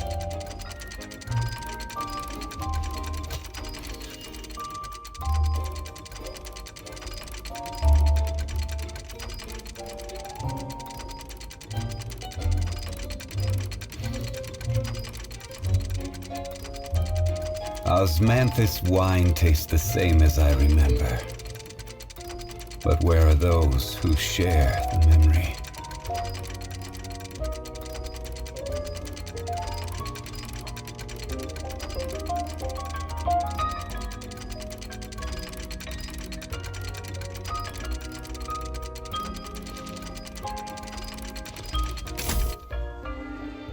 Well, that clears it up. Cappe was walking along the street, then he suddenly collapsed. He was faking it. What? So case closed? Aren't you supposed to investigate a little more first? Well, we literally replayed the crime scene and saw it with our own eyes. There's no need for any evidence gathering or powers of deduction now. And besides, maybe the truth is inherently strange by nature.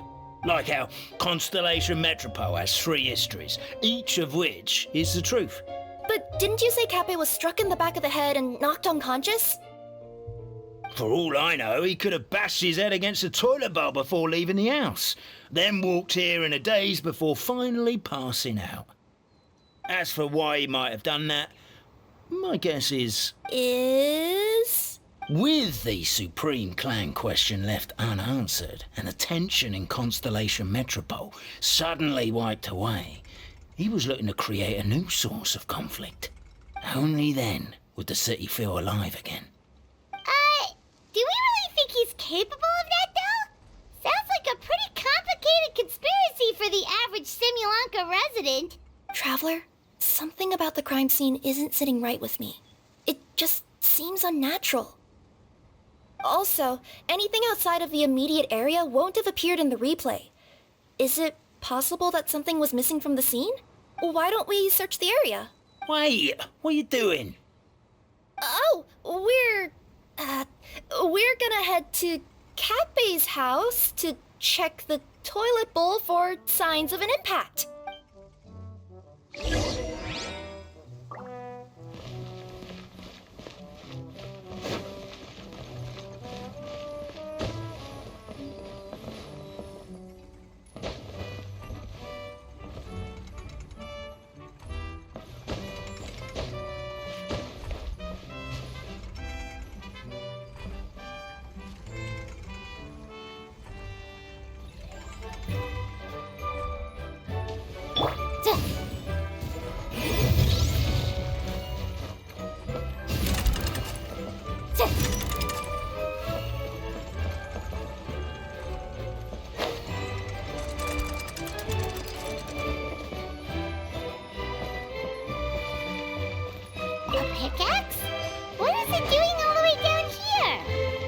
Be a story behind it. Let's take it.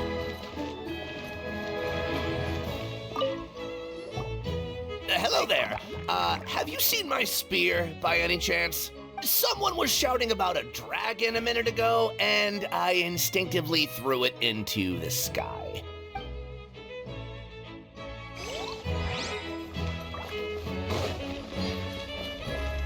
There's a spear here. It looks so mysterious. Let's take it!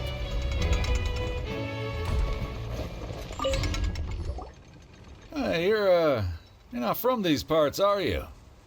Just visiting? Yep, that's right. Why? What's up? Well, I was gonna offer you a great job in the Titanium mines. A safe and secure working environment. Doesn't sound very safe. At least not as safe as being a courier. To keep the titanium ore intact, we use specially designed pickaxes that can't cut through it. Even if you struck a person with it, it wouldn't so much as leave a scratch. And in terms of labor intensity, the work has been rated as Class 2 physical labor by a reputable organization. Even cats can do it. I'm not... never mind. Welcome to Paimon's world. Mind you, I don't know what happened today, but somehow a pickaxe has gone missing. Maybe one of the giant guards broke it down, so someone took it to perform a rapid resuscitation procedure.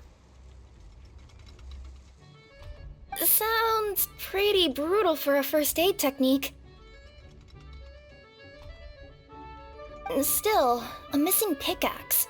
Huh. Is it just me, Traveler, or does it seem kinda suspicious?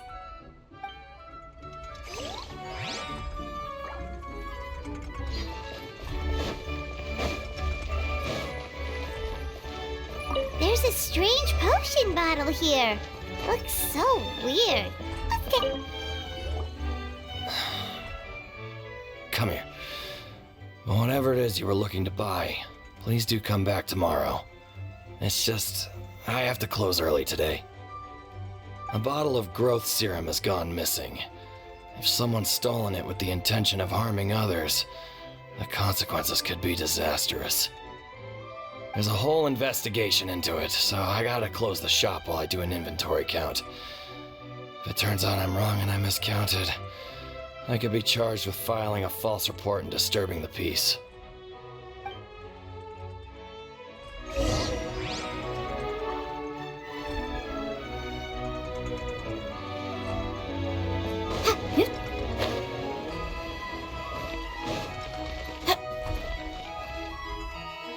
Let's say one of these was the weapon used in the assault.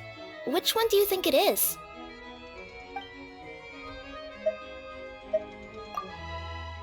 If it was the pickaxe, Cappy sure is lucky it's not still lodged in his head. Actually, you're wrong there, Paimon. The foreman at the mine was just saying, this kind of pickaxe is designed not to damage titanium, so it couldn't cause any superficial damage to residents here. But you could probably knock someone out if you hit them hard enough, and it wouldn't leave a scratch. Let's take this back to the crime scene and replay it one more time. Ah, you're back. How was the toilet at Cape's house? Toilet? What about it? Oh, yeah, forget that.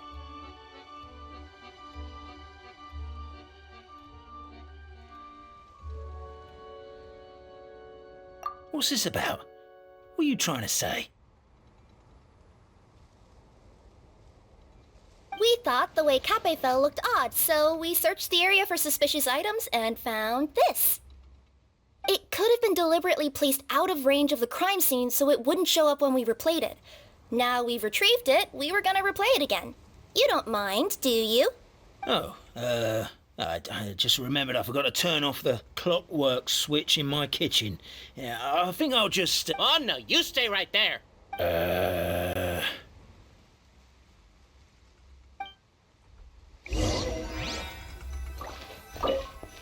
We should be good now.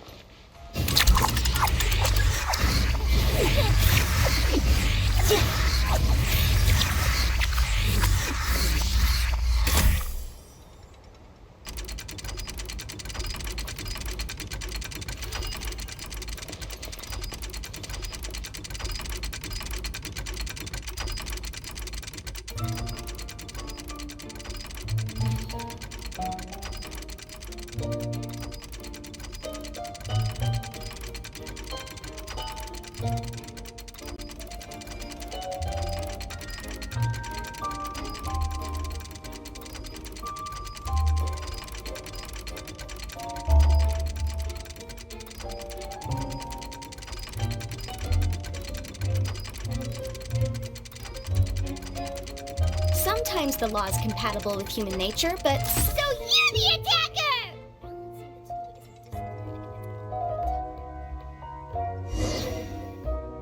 So, it was you!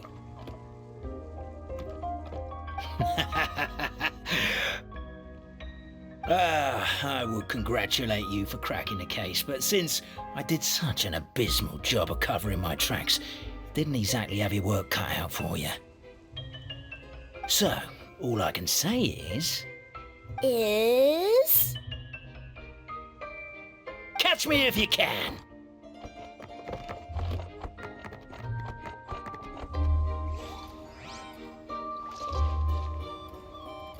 We have a runner! That's it! Let me at him! The would-be Marquis of Carabas dispatched the necromancer in boots who ran off in pursuit of the poor little minion.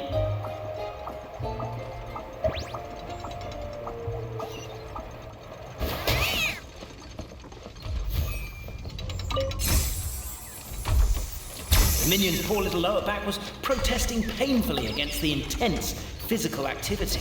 He decided to take the elevator, giving him a moment to catch his breath.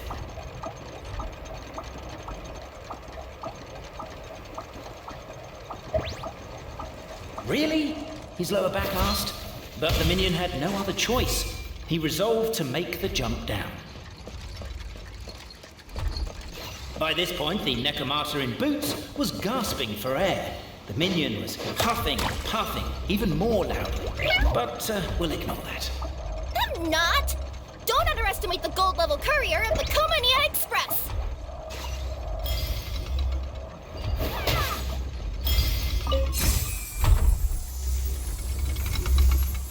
A characteristically catty response from the Necromata. Tell me, what do you hope to gain from bullying me? I get to let off some steam!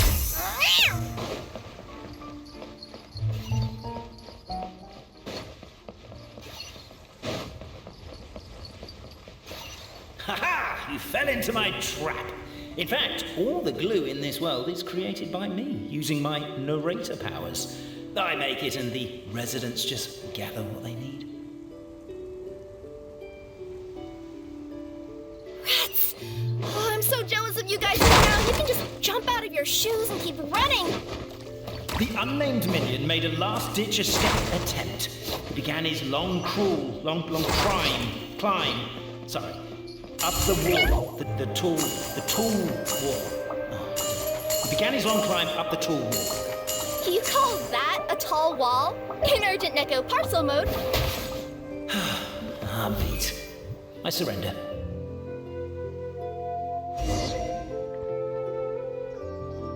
You've got nowhere left to run.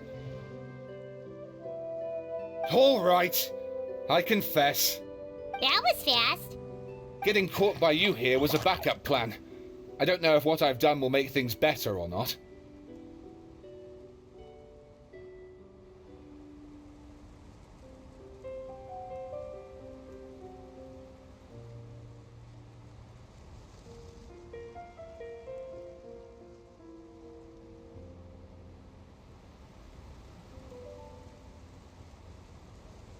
Time to come clean.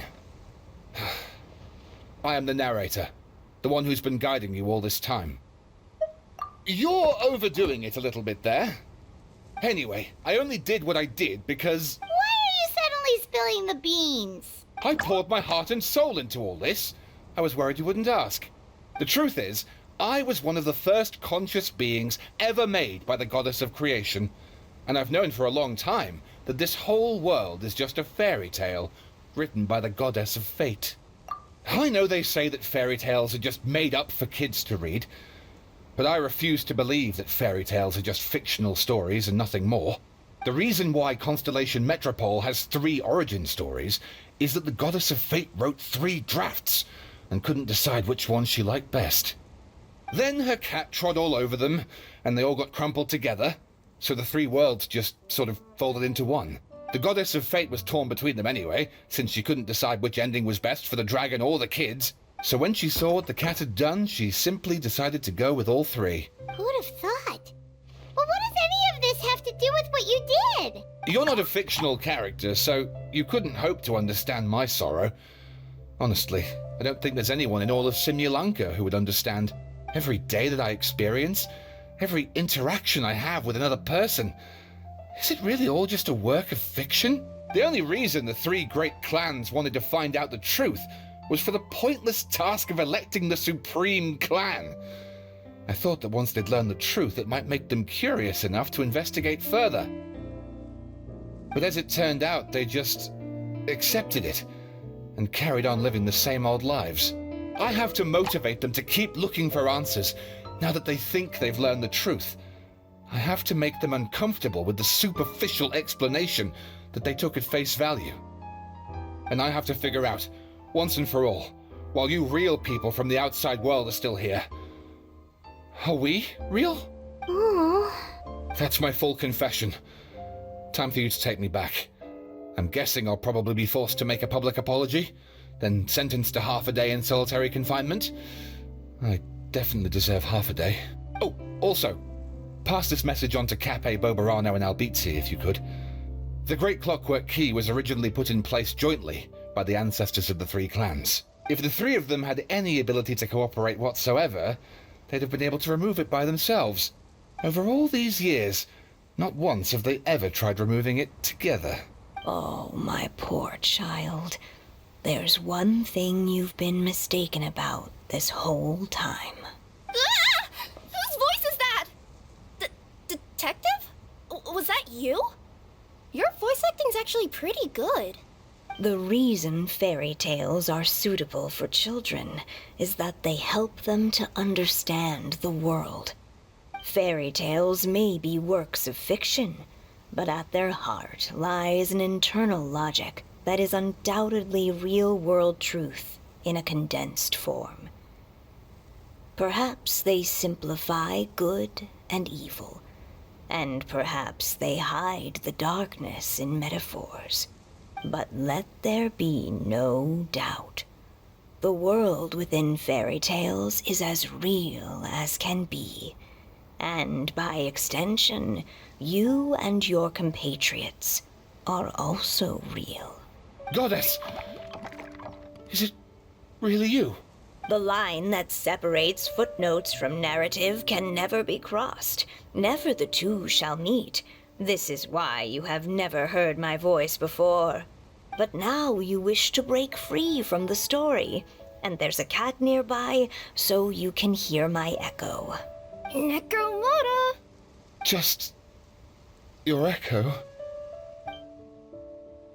Oh, poor detective.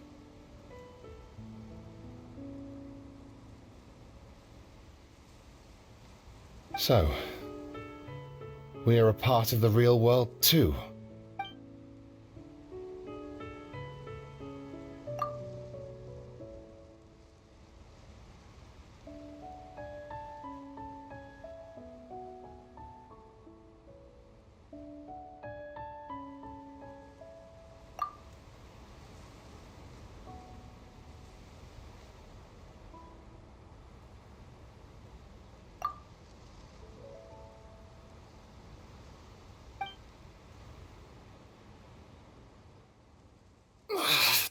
My head's spinning. Albizzi just gave me a quick rundown of the situation. So you caught the detective? Sorta. We chased him until he surrendered. Oh, and he asked us to pass on a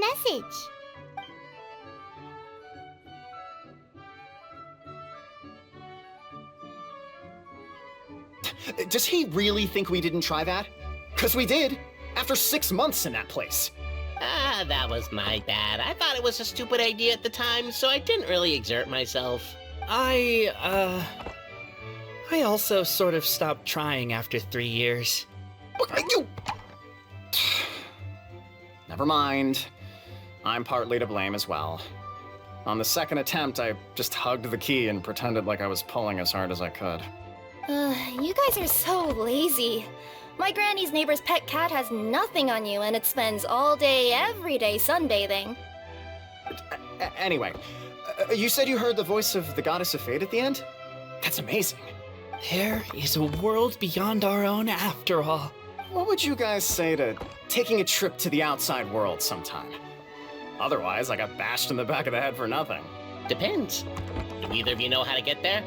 But yes, I agree we should go. And not invite the detective, just to annoy him. But maybe the reason we've never worried about whether we're real or not is that, unlike him, we weren't there to witness the creation of this world. We've never had any reason to doubt that we're real. If someone ever convinced me that these delightful dimwits, Cape and Albizzi, weren't real, oh, I'd be devastated.